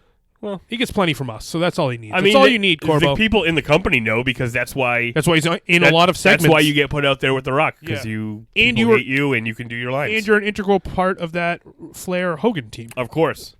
Sometimes the Saudi Arabia angles seem secondary, but that one seems like it's going to be a main angle going on for a while. Halloween is reserved for very spooky and frightening things. And boy, oh boy, there's nothing more terrifying than going to Saudi Arabia for money. Don't bring the women. Don't. They don't like that. No, not at all. Don't go to the Are we anti-Saudi Arabia? Don't go to the consulate. Yeah. Yeah, they're evil, Why wouldn't right? we be? Yeah, they cut off people's heads for reporting the news. Yeah, that's what it seems like. I mean, I'm not totally tapped in, but that seems like what happened. Yeah. And they asked that guy, and he's like, no. Okay, yeah. Well, maybe a little. Wait, a little? You cut his head off a little? Yeah, maybe a little bit. Well, a little bit. He was talking a lot. He was talking during the movie, and we don't like that. Yeah. No, I mean, I don't really care. Like, if I met a person from Saudi Arabia, I wouldn't give a shit. Of course. But, I wouldn't think they're going to cut my head off. The fact that WWE is making a business deal with them. Yeah. They could perhaps use more scruples. Right. Like, they're using WWE to get good publicity. Like, look, regular fucking American companies come here and do business, but it's kind of like shady. And also, I don't like Saudi Arabia because they're giving them all this money for these shows, and then whoever's in charge in Saudi Arabia is booking these shitty fucking wrestling shows. I agree. They wanted to bring back Yokozuna, Jeremy. He's R.I.P. Rest in peace. It's true. You're absolutely right. And maybe if they were booking better shows. Yeah. I'm like Team Flair versus Hogan. My first thought was like, is this a TNA thing? Yeah. And also, you know what? It was. I looked it up. Oh, wow. This happened in TNA. They saw that TNA. They liked that. Yeah. My number one thing should be elimination match. Of course it should be. So I don't know what the hell you're doing. But also, maybe they'll do a rematch at Survivor Series the next month. Oh, Survivor Series is next month, yeah? Yeah. November? Yeah, November. November. Maybe they'll carry over somehow. All right. Well, I don't want to talk about WWE anymore. Yeah, so right? Make sure we didn't miss anything crucial. Raw, NXT, Daniel SmackDown. Bryan's face turn is gradually and weirdly happening still. It's stupid. It's stupid, but it's happening. Right. He's becoming a good guy slowly. Yep. So that's that. Yep. Was there any tag team action on SmackDown? Were there any tag teams in action? Wow, I can't remember remember either. I know Heavy Machinery had a match on one of the shows. Yep. I do like those guys. I like him in the trunks. The big guy? Too. Yeah, Otis. Yeah. Fuck it, let's go to AEW. Fuck it. Oh, no. I just think, I know. I am so sorry. There's a pay-per-view. Hell in a Cell. Right? Hell in a Cell is this Sunday. Yes, it is. Yeah, we're going to watch it. Yeah, we're going to watch it. Dude, I was trying to look up a card for this show. I think only 3 or 4 matches have been announced. Okay, because every single card that I looked up, I'm like, how is this only 4 matches? They're like Daniel Bryan and Roman versus Rowan and Harper. Yep. I'm going to pick a winner on that. Okay. I'm going to pick... I'm going to pick Rowan and Harper. I think they're going to pin Daniel Bryan. I'm also going to pick Rowan and Harper. Yeah. So don't worry, I'm not coming for your throne yet. Becky versus... Sasha in Hell in a Cell. Yep. I'm picking Becky. I'm going to pick Sasha. Sasha's stupid. Becky rules. Charlotte versus Bayley. I'm going to take Bayley as well. And the title match. Seth Rollins versus The Fiend. The Fiend. All my money's on The Fiend. Yeah. This is a one Fiend show, right? Yeah. I mean, my money's on The Fiend, but I don't know if this is the way we should be going. Why? I don't know. Does that guy need a title? Yeah. He does? Yeah. Now that you put him in the title match. No. Yeah. But but I don't think you needed to put him in the title match. I agree with you. He could have been problem. feuding with Mojo Rawley some more. He could have taken out a bunch of other people. He should have fucking feuded with Braun for a month first. Yeah, that would have been interesting. But so I guess that's everything at Hell in a Cell. I'm sure we'll announce some matches on the day. Right, like none of the tag team titles don't matter. U.S. title doesn't matter. We don't need AJ Styles. I'm sure that'll all be on the show. Yeah. They're just not booking it. That's weird. Yeah, it is weird. What are you doing? All right, so now... because WWE has so much going on. It's hard. Yeah, it's hard. There's a lot. There's a lot of balls up in the air. Yeah. AEW is such a more focused product. And maybe I wonder if right now they're like, are we doing shared pay-per-views still? Do they know that? Like... Now that we're going to split the brands again? Hard? Well, different network brand split? Well, I mean, this one's a shared pay-per-view. Oh, okay. Because there's both women's titles are on the line, and... Daniel Bryan and Roman is SmackDown, and right. Seth and The Fiend are Raw. Okay. We think. Or whatever. Yeah, all right. So, listen.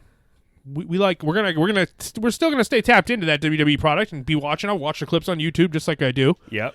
And maybe I'll start watching SmackDown because I'm off on Fridays. Yeah, maybe. So maybe I'll watch SmackDown. Yeah. I don't know. Either way, there was a much more exciting show this week besides SmackDown. Something we've been waiting for months. Oh, we've been waiting with bated breath. Yeah. AEW Dynamite. It's on TNT. It's Dynamite. Yep. It's going to be a fight. So what did you think? I loved it. I loved it too. I loved every fucking second of it. I thought the end was awesome. Such a maybe I shouldn't skip there. I did take note. If you want to run this, yeah, thing, run it, buddy. All right. So the night opened with Cody versus Sammy G. Sammy Guevara. Yeah.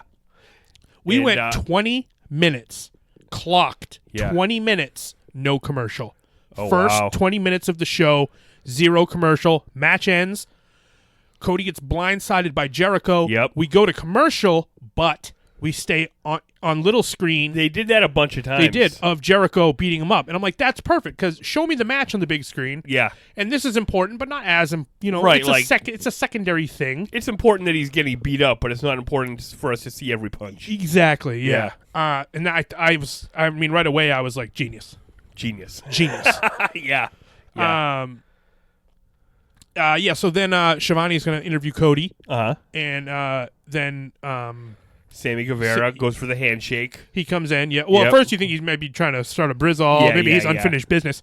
Although, actually, during the match, didn't he pull Brandy in front of Cody? And he nailed him when he did a suicida? Yeah. Yeah. And he nailed her. So that's some real heel shit. Yeah. So you should know right here, this guy's a bad dude. Yeah, he's a bad guy. And, and then, it's kind of like he's distracting him when Jericho attacks, and you just think that's happenstance. And then he just puts his hands up and slips out of the ring as Jericho's wailing on him. And you're like, well, that's probably the last interaction between Sammy Guevara and Chris Jericho. And that's what they want. Yeah, that's what they want us to think. Yeah. The next match was Brandon Cutler, who I'm just so in love with Brandon Cutler right now. Oh man, he did some cool shit in this match. Dude, even though this is a short match. He did a suicide dive Luthie's press on this motherfucker. Yeah, with knuckles. Yeah, please. It was awesome. It looked like both guys did such a great job. Cutler had to adjust right before he jumped, and MJF did a really good job of catching him so that he landed on top of him. Yeah, definitely. I watched the clip a bunch of times because Cutler posted it to his Instagram. Oh, right. And there was an awesome part where Brandon Cutler was on the top. Maybe he was in the turnbuckle, but MJF came in. He did a flip off the top rope, and he just turned around and slapped him right in the face. Yes. Yeah. Yes. That was awesome. He's good. Yeah, Brandon Cutler's surprisingly good. I didn't know how he would. You didn't know how good he is in the ring, but he's tremendous. He hit some good spots. And then interesting end though. He went up to the top turnbuckle. Yep. Kind of like his knee got all weird, and he sort of fell off the top turnbuckle and then tweaked the shit out of his knee when he landed. Yes. And MJF, the ever the opportunist. Well, actually, right? Yeah. I mean, yes, he put him in an armbar though. Oh, he did. Yeah. Well, that's his finish, right? That's his finisher, the Salt of the Earth armbar. Yeah. Which I thought was interesting because he tweaked his knee. It's one of those things. You're like, is that real? I 100% was worried. Did he actually just hurt himself? And now, I haven't heard that, so it was part of it. That's the way I felt too. Yeah, but he did such a good job. I was like, oh, in the moment. Yeah, please, I agree. No. I think these guys could have had a longer match, and hopefully, I would like to see a longer match with them someday. I don't think it's over. Yeah. And his new T-shirt looks dope. Oh man, the T-shirt game is strong for him. And did you hear his music too? I don't remember it. It's dope too. It's like because I watched the show twice. It's I watched it once. Just watched it back to back? No, I watched it once with somebody, and then I watched it by myself so I could hear the commentary. Oh, right, fair enough. Yeah. Oh, dude, commentary was awesome. Yeah, Tony Schiavone really was on fire. I think agree. at one point he says something like, "I hope he beats that little pussy's ass" or something. What did he say? He called MJF a prick. Oh yeah, I hope he beats that prick's ass. Yeah, he's like, normally I try to stay impartial. Yeah, totally. I thought he was number one for me was Schiavone, and it was good to hear him with Jim. And who was the other guy? Excalibur. Excalibur, yeah. It was good. I thought I had no problems with the commentary. I agree. Yeah, I think they all did good. It was after the Brendan Cutler MJF, in my notes I just wrote in all caps, Cracker Barrel commercial. Oh, there was multiple totally. Cracker Barrel commercials. You know what's funny? They weren't joking about that. I was at work and I asked a guy. I was like, "Hey, did you watch that AEW show?" And he's like, "Oh, I haven't. I taped it. I'm gonna watch it." I think he DVR'd it. Okay, yeah. He's gonna watch it with his kids. Nice. And he's like, "Who sponsors that?" And I was like, "That's an interesting question. I'm gonna go with Cracker Barrel and the Jacksonville Jaguars and Warner Brothers." Yeah. But I just thought that was a weird question. And I was like, aha, Cracker Barrel. That is hilarious. I mean, definitely Cracker Barrel. They definitely do, yeah. Then we go to, fucking Chris Van Vliet looking sharp as a tack. Oh, yeah, yep. And we get And of all the fucking celebrity guests to have on the first episode. I was like, this is for me. I thought that too. I was like, I am exactly where I'm supposed to be on the earth right now, watching All Elite Wrestling, and one of my greatest heroes on this planet, Kevin Smith, right there, getting interviewed with Jason Mewes by Chris Van Vliet. Yeah. Oh, totally. My gosh, dude. And I saw, have you seen any posts that Kevin has made? No. Well, first of all, they took a picture with, it was Jericho, Tony Khan, Jason and Kevin had the AEW tag team titles. Oh, yeah, I did see that. So that's the first time you're going to show me the I know, titles right? is on That's fucking crazy. Jay and Silent Biznob? Yeah, it's nuts. Oh, dude, so cool. Kevin made this big, huge post about how, like, you know, he'd never really been into wrestling, but he liked being there at a show, and he never really realized that it was, you know, heroes and villains and good guys and bad guys fighting each other, and some of them wear masks. And he's like, I think I'm about to start loving wrestling. Oh my god! And I almost broke everything around me. I was so fucking excited. Amazing. And like Kevin and Chris are so tied into each other right now. Oh yeah. Right now they have a 2-part podcast that they did where they do a watch, like essentially a commentary of Pulp Fiction. Oh yeah, I've seen that around. And it's like 2 hours on Jericho's show and then 2 hours on Kevin's show, and Kevin's like asking Chris like, "Oh, when did you get started, and why did WCW end, and what happened?" And then Chris, he's about to find the fuck out. Yeah, dude, and Chris like explained. Do you know how much Vince bought WCW for? $1 million. No, $2.5 million. All right. But still, and no. Kevin was like, with an M? Because like Kevin understands the value of the brand and just the content alone to get all of the library, the tape library. Yeah, it was. So if you're a big fan of wrestling or Kevin Smith or Chris Jericho Yeah. or Pulp Fiction, Yeah. which Kevin knows a lot about, you should check that pod out. Not to suggest other podcasts, because this is the only podcast you need. Because we talk about the other podcasts on here. Yeah, but there's only one of these a week. But it's funny, too, because I was, as I was watching this, I'm like, is that fucking Kevin Smith in the front row? Totally. Before they even, like, cut to him. Oh, right, and he stayed for the whole show. Yeah, Look, right? definitely. He was there for the whole show. Yeah. So Angelico and Jack Evans, a couple of smokesmen, come out and start giving him the business. Yeah. And then a couple other party boys, the private party, rolled up and sort of defended them. Yeah, I thought it was a little awkward. I think this segment could have been more clear. I agree. Like, I think Private Party should have jumped the barrier. They stayed behind the barrier, which was strange. And like got in between them and been like, "Oh, you got to fight us." And now we're fighting. But I thought it was funny hearing Kevin talk, because I think at a certain point he was saying something. He's like, "Fuck, I can't talk too long." And he's like, "Just plug the movie and put over AEW." Yeah, totally, absolutely. And then Jay goes, "Well, you guys can't even win a match," and I'm like, I feel like Jay knows so little about wrestling. That's all he could think about to say. But yeah, he got you. He's right. They haven't Boom won a roasted. match. Yeah, totally.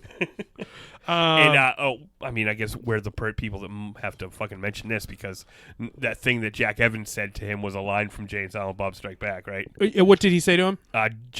Jay, just so you know, Moore's Day and the Time suck. Oh, yeah. You know? Oh, and he did look bad, though. Yeah, he sold it. He sold it.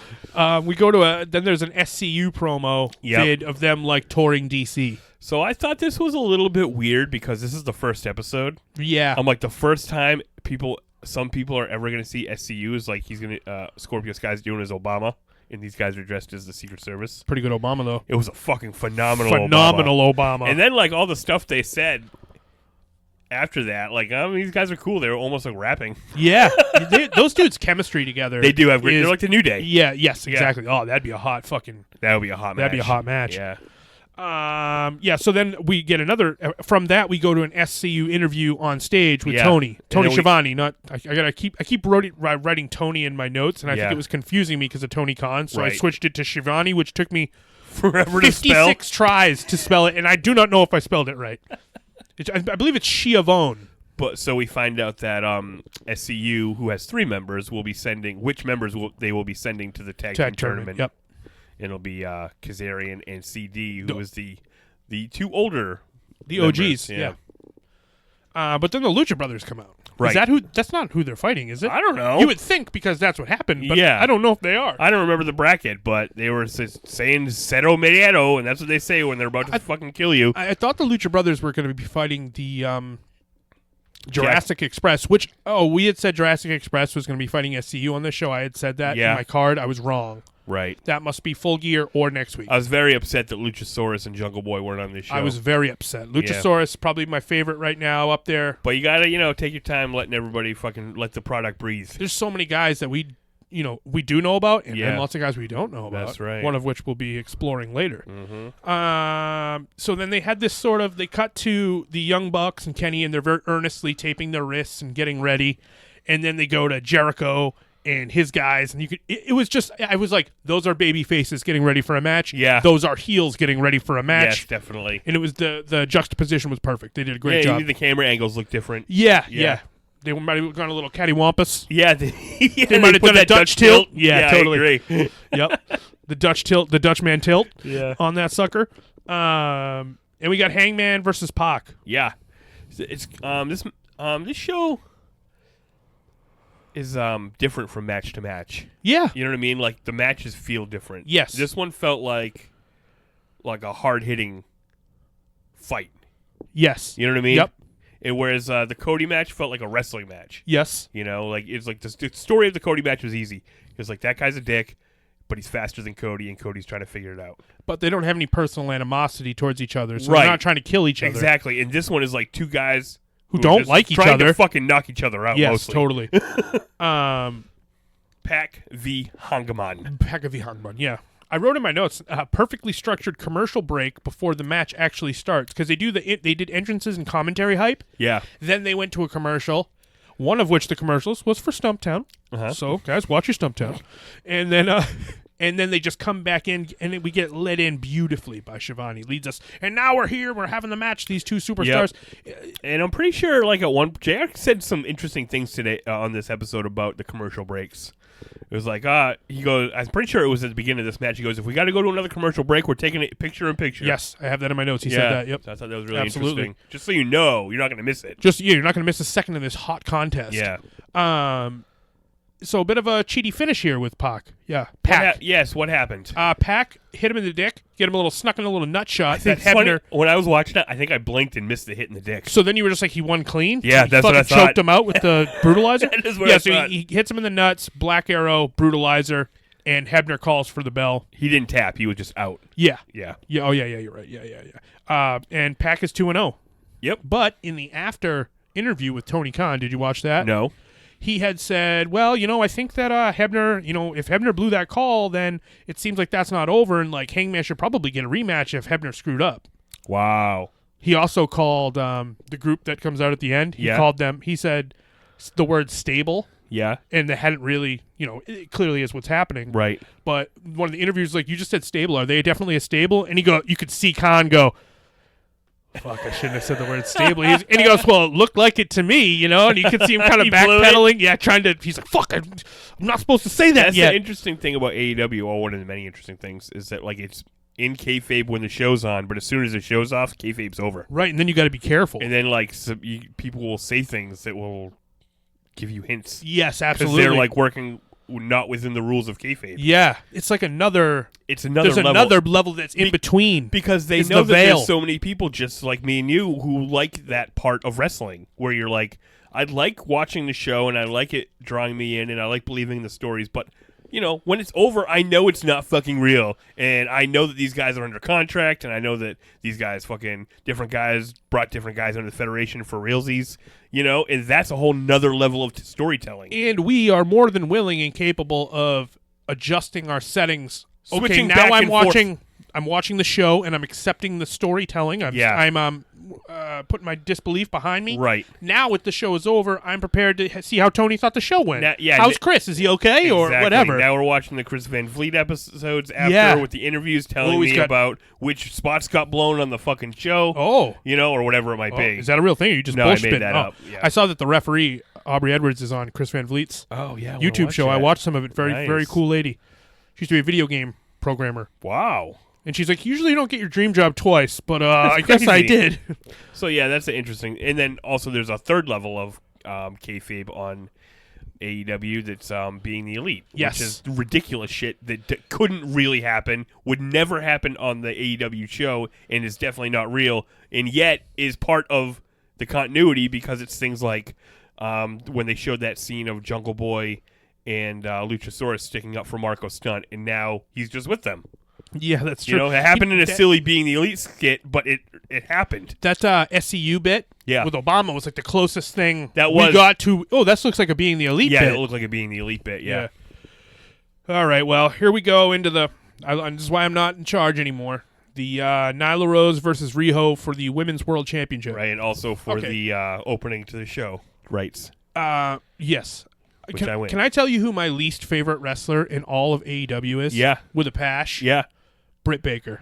Oh, yeah. Okay, so they brought Britt Baker out on commentary. Yeah. And she did fucking nothing. I don't know if that's what she was supposed to do, or if Shivani and Jim Ross and Excalibur are stalwart commentary warriors and she couldn't get a word in. But she didn't say shit. I think it was part of it was that she just didn't know when to talk because there was 3 commentators. Which is tough. And part of it, there was JR goes talking about Nyla Rose. He's like, she's so big and strong, there's not many people you can train against to prepare for her. Isn't that right, Britt?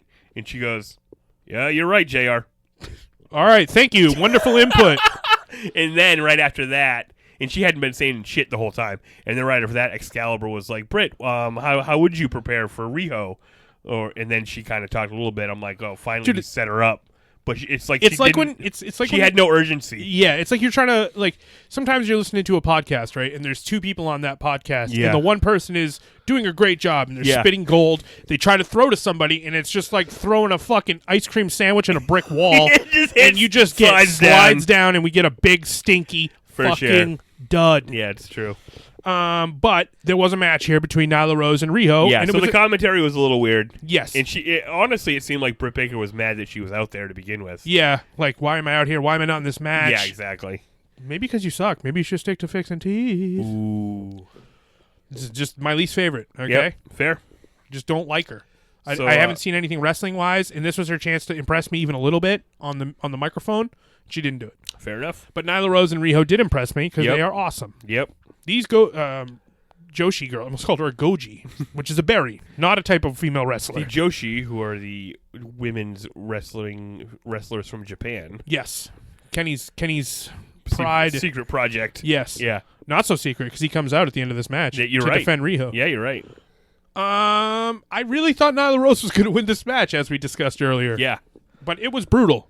Yeah, it was good. And she did a really good job of just like... Some of the spots look sloppy, but they look sloppy in kind of a scary good way. Right. Like you know what I mean? Like a little brutal? Yeah, kind of.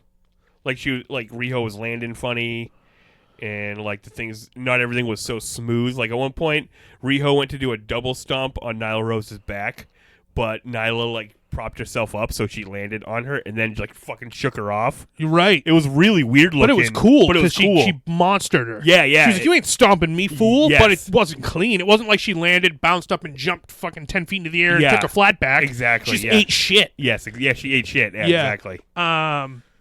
Yeah, so she eventually Riho wins with fucking multiple running knee strikes. Yes. Just nails her. Yeah. You're like, all right, fuck, I guess you knocked so. her out. And she did do that thing, like that monster thing where it was like right after she counted 3, she threw the shoulder. Oh, like Hogan. Yeah. Kick out on 3. Yep. And then Michael Nakazawa. Yeah, who apparently was hired to be a interviewer. A Japanese interviewer. Yeah. Is that what it is? Yep. He tried to interview Riho, and Nyla fucking powerbombed him. Yeah, she picked him up for the powerbomb. Oh, and then almost lost him and put him back down, and then picked him up and powerbombed him. Powerbombed the shit out of him, though. Once it's one of those things in wrestling where, like, hey, I fucked that up, so now I might have to hurt you here. Agree, and I bet Nakazawa was like, I know. I'm all too greasy. I'm sorry. Too much baby oil. And then Nyla was going to beat up Riho, and Kenny shut that shit down. Yep. Which is interesting. It was interesting. Yeah. Kenny inserted himself here. Yeah, so now he's a more visual component of the women's division. Exactly. Or of Riho's career. Right. He's an ally of Riho. Right. We know that much. You're right. It's her run-in buddy. Yes. But another thing I just want to mention real quick is when she did that powerbomb thing, Tony Schiavone was fucking on it. He goes, double clutch powerbomb. You don't see that much, do you, JR? This is what I'm talking about. Tony Schiavone is a fucking It's true. ace. I'm like, that was the perfect thing to say, because not only did you kind of cover it, but that sounds even cooler than whatever she was doing and could end up being like a thing. Right, where she goes up, puts you down, brings you up, and slams you double hard. Yeah, it could easily be a thing. You know, I think there's an element to Shivani's voice, seeing the TNT logo, hearing Shivani. I'm like, there's a familiarity here. And not to mention Jim Ross. I mean, Jim Ross, when you put wrestling on and Jim Ross's voice is there, you just feel settled. And I thought, there have been times in various shows, maybe in Japan that Jim had done. Yeah. Maybe he wasn't so familiar with. Hey, they have so many crazy names over there, you guys. And he's just not watching fucking NJPW every day. I think he might have been back then. Well, either way, he's done his research here for AEW, and he's fully prepared. Yeah. And he just did an awesome job. This is a full-time job. And an Excalibur was a great. I didn't have anything bad to say about Excalibur. There were some times when Excalibur was talking, I'm like, this sounds perfect. He was my least favorite, but not. He knows what vlogging is. The other guys have no clue. Right. He's more modern. He's more of a conduit to a younger audience than Jim Ross or Tony Schiavone. And I heard that Big Dave Meltzy said that as far as ratings go, AEW had a lot more teen viewers than Raw or Smackdown ever has. It's all about the demo. More than the number, it's about the demo. And they nailed the demo. They crushed NXT in the number. If we're talking about ratings. Yeah, they got a 1.4. Yeah, NXT got less than a 1. They got like an 8. They had like 800,000 people watching NXT, and there was like over 1 million watching And the AEW. biggest premiere of any show on TNT in the last 5 years. Aha, take that. The closer. The journalists. Is that a new show you made up for TNT? Because they have drama. Yeah. I think the closer was one. I think, probably. So then we're gonna kick on over. Take that, old Bugs Bunny rerun. Yeah, take that. Gilligan's Island at 7:05. Yeah, and Buffy and Angel repeats. No, that shit's dope. That's dope, They got Supernatural and Angel now. Oh fuck, that's a good combo. That's what it is in our area. I don't know what you guys have. We're going on to TNT. It's national. Oh yeah, that's true. Wouldn't be different for different places. No. Main event of the first episode of fucking AEW on TNT Dynamite. Dynamite. And fucking Scorpio Sky said the Dynamite. He did it, yeah. Young Bucks with Kenny, the Elite. Yep. Versus Jericho with Ortiz and Santana, TV time remaining. Yeah. Which I thought was so cool. That was the coolest thing to say. Yeah, I was like, yeah, that should be the time limit. Yeah. Everything we got. Yeah, and if it goes over, then the match is over. Then it's done. Yeah. I mean, what are you going to say? What are you going to say about these fucking guys? Oh, yeah. This is an amazing match. They're all awesome. Yeah. All of them. Yeah. Even the two new guys. Yeah. LAX. Yeah. Ortiz and Santana. Santana, I think, actually, those are easy names to remember. Yeah, Santana is, I think, something else. Yeah? Yeah, he's the one that has short hair. He's got the shaved head. Okay, yeah. I think that guy's really good. Yeah. Not that I don't. And actually, I really like how Ortiz looks. Like, you know how he's got. It's like he's got, like, you know how Luke Harper used to have bandanas tied around like his wrists and shit. Yeah. This guy's got one around his wrists. He's got one around his ankles. I just think he looks cool. So many bandanas. Yeah, I just think although I his agree. clothes look so baggy that I'm like, how do you wrestle in that? Well, they look comfortable. They're flipping around. Didn't stop him at all. Yeah. Great match. Yep, solid. And then Big Fat John Moxley slipped his way. You think he looks fat? Yes. I didn't notice. And it happened so fast. I don't know how you're gonna feel about this. You wearing your wearing his Mox shirt, guys. So I'm in for it now. Well, luckily I'm wearing my Superman shirt. Superman can kick John Moxley's ass. Maybe. Calm down. I mean, you know what? If anyone, he's like, oh, what's this in my pocket? Oh, it's kryptonite. Oh, I couldn't even remember I put it there. Yeah. John Moxley comes out and starts putting a beat down on Kenny. And I was like, this looks awful. Like when John started hitting Kenny, and he was like punching him, I was like, this looks so fake. Oh yeah. And then they were brawling, and I'm like, I don't know, man. I'm not really digging this. And then they get all the way backstage. He gets Kenny up against a door, and he's sitting on his ass. And then he starts like hitting him with elbows. And I was like, oh, well, now he's murdering him. Because he thought it looked fake. I think maybe he was like, I'm going too light on you. I kind of do agree with you. It didn't look like he was hitting him. Yeah. And then he hit him. That happens with Ambrose sometimes with the way he does his punches. He punches so fast that it doesn't look like he's making any impact. Yeah. And throwing these light little knees that aren't hitting anything. Mm-hmm. But then he gave him the fucking, what's it called? The Death Rider? Yeah, I guess we'll call it that. They didn't say that on the show, though. I've only heard that once. And they didn't even say that it was in Japan, so. Yeah, all right. They didn't say it was his finisher. Right. But he gives him the double underhook, lift him up, DDT through a glass and metal table. Yeah. That's pretty badass. It was. So it's like, I was a little like, oh boy, big fat John Moxley's out here not punching anybody. And then. Yeah. So like, I'm not a full, you're not a mark. I haven't drank the Kool-Aid.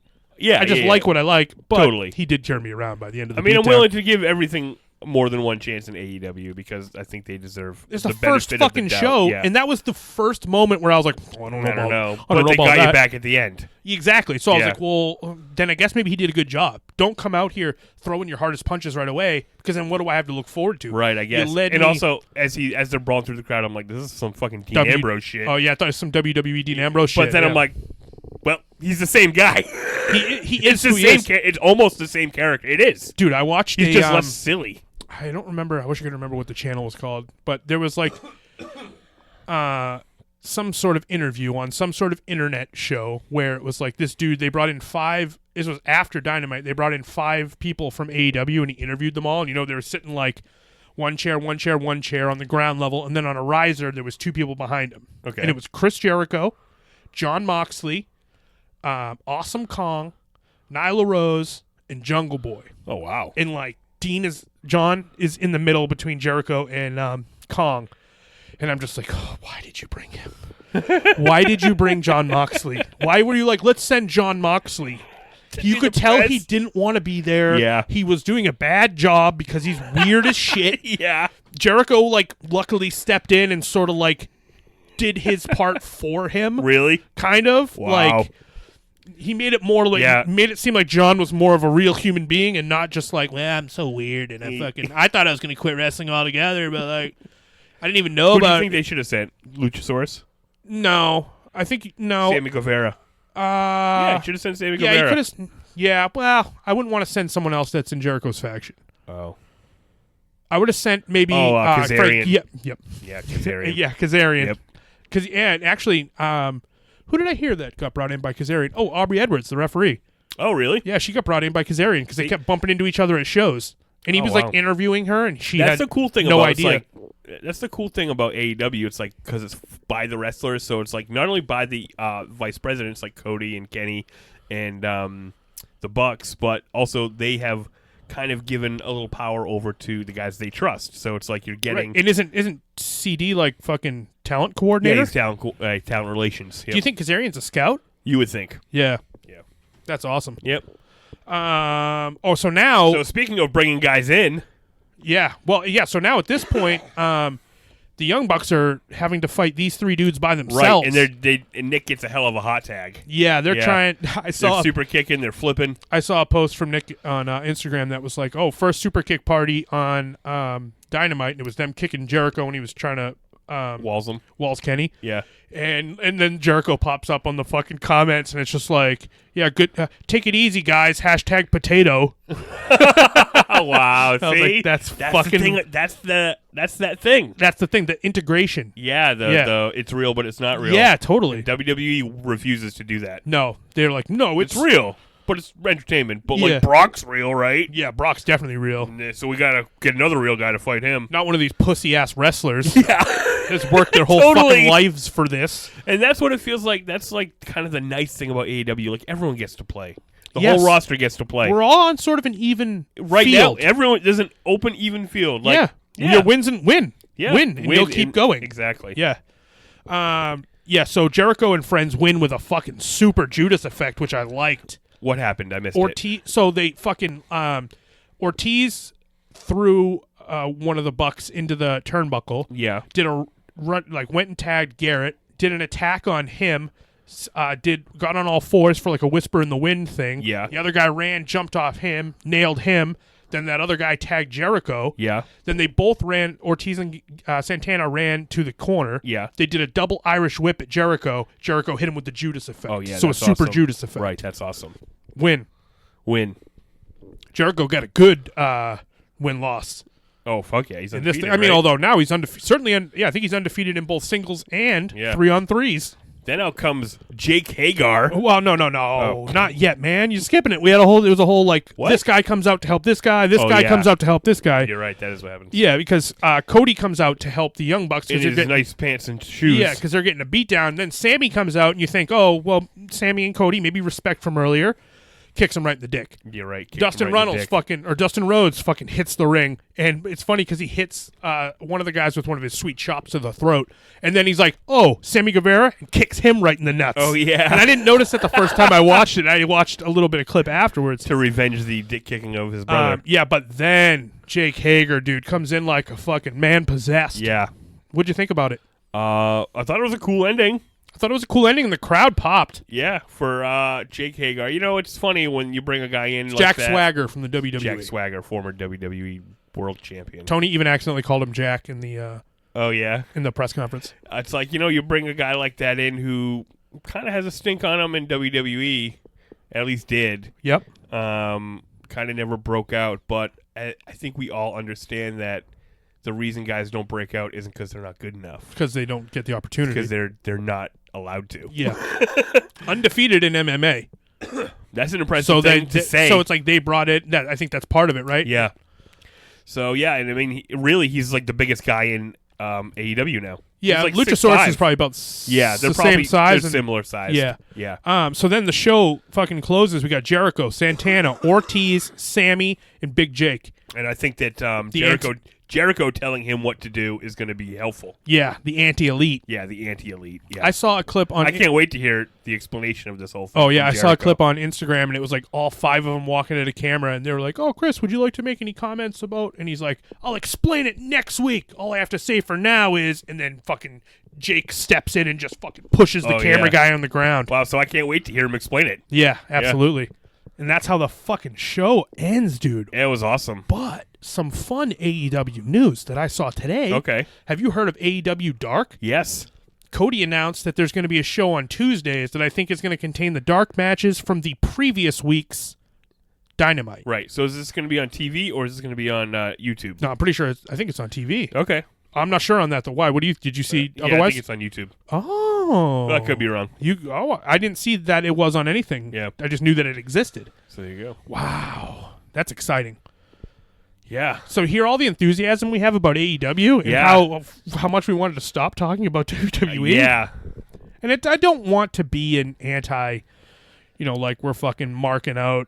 Like I am marking out for WWE. I am marking out for AEW. WWE feels like it's like I've known WWE my whole life, and I've been watching it for so long. But so I don't feel bad telling them when they're fucking up or saying like, "Oh, this sucks," because like I've been a mark for so long that I'm like, at one point I fucking was over the moon on it. Yeah. You know what else I think about WWE, and that we've been fans for so long.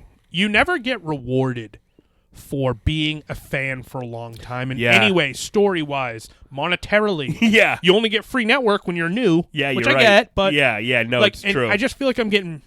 paid off on a lot of and AEW's there with me. It's for me. It's with me. We can all... it's for us. Like, we'll see what happens when everyone's super into somebody and they don't get pushed or they do get pushed. We'll see if that's the case. What happens in AEW when Luchasaurus gets too over. Right. Where or will they draw the line? Right, exactly. So, it's exciting to have a new thing. It's super exciting. Yeah. It's awesome to have more wrestling, guys. That's the whole point. Yeah. More wrestling is better wrestling for everyone. Yep. And also, like you were saying earlier, wrestling is becoming a bigger part of the pop culture zeitgeist. Yes, I agree. Yes, totally. For sure. Yes. There's no fighting it. They all got major network deals. They all got network deals. Somehow someone that's working at the networks this year decided, well, wrestling is, because maybe they're into the live sports thing because streaming is taking away a lot of viewers for everything except for live sports. We both watched something live on TV. We went way out of our way to watch all the wrestling. You drove to New Hampshire to watch something live on TV. Yeah, it's true. All right, I think that's going to close that out. Guys, I hope you enjoyed this. You can find us on Twitter at ketchup_podcast. Yep. Or you can email us at ketchupinthepodcast@gmail.com. And we'll read it if we fucking feel like it. Yeah, if it's pertinent information. But I do appreciate both the emails that I did receive. Yeah. We just didn't have time to do it, yeah, right? It's funny. We're like, we just won't talk about it, but then we talked about the email, so that's fine. Whatever. All right. Love you, Moose. Love you, Cobra. See you guys later. See you guys. All right. Bye, guys. All right. Bye, everybody. Thank you. Bye, guys. Hey, we'll see you guys. All bye. Right, bye. Hey, we're going to go now. We're going to go catch up. Yeah, we're going to... Mustard in the bathroom. Mustard in tartar sauce in the garage. Williams Apple Pie. Bow wow.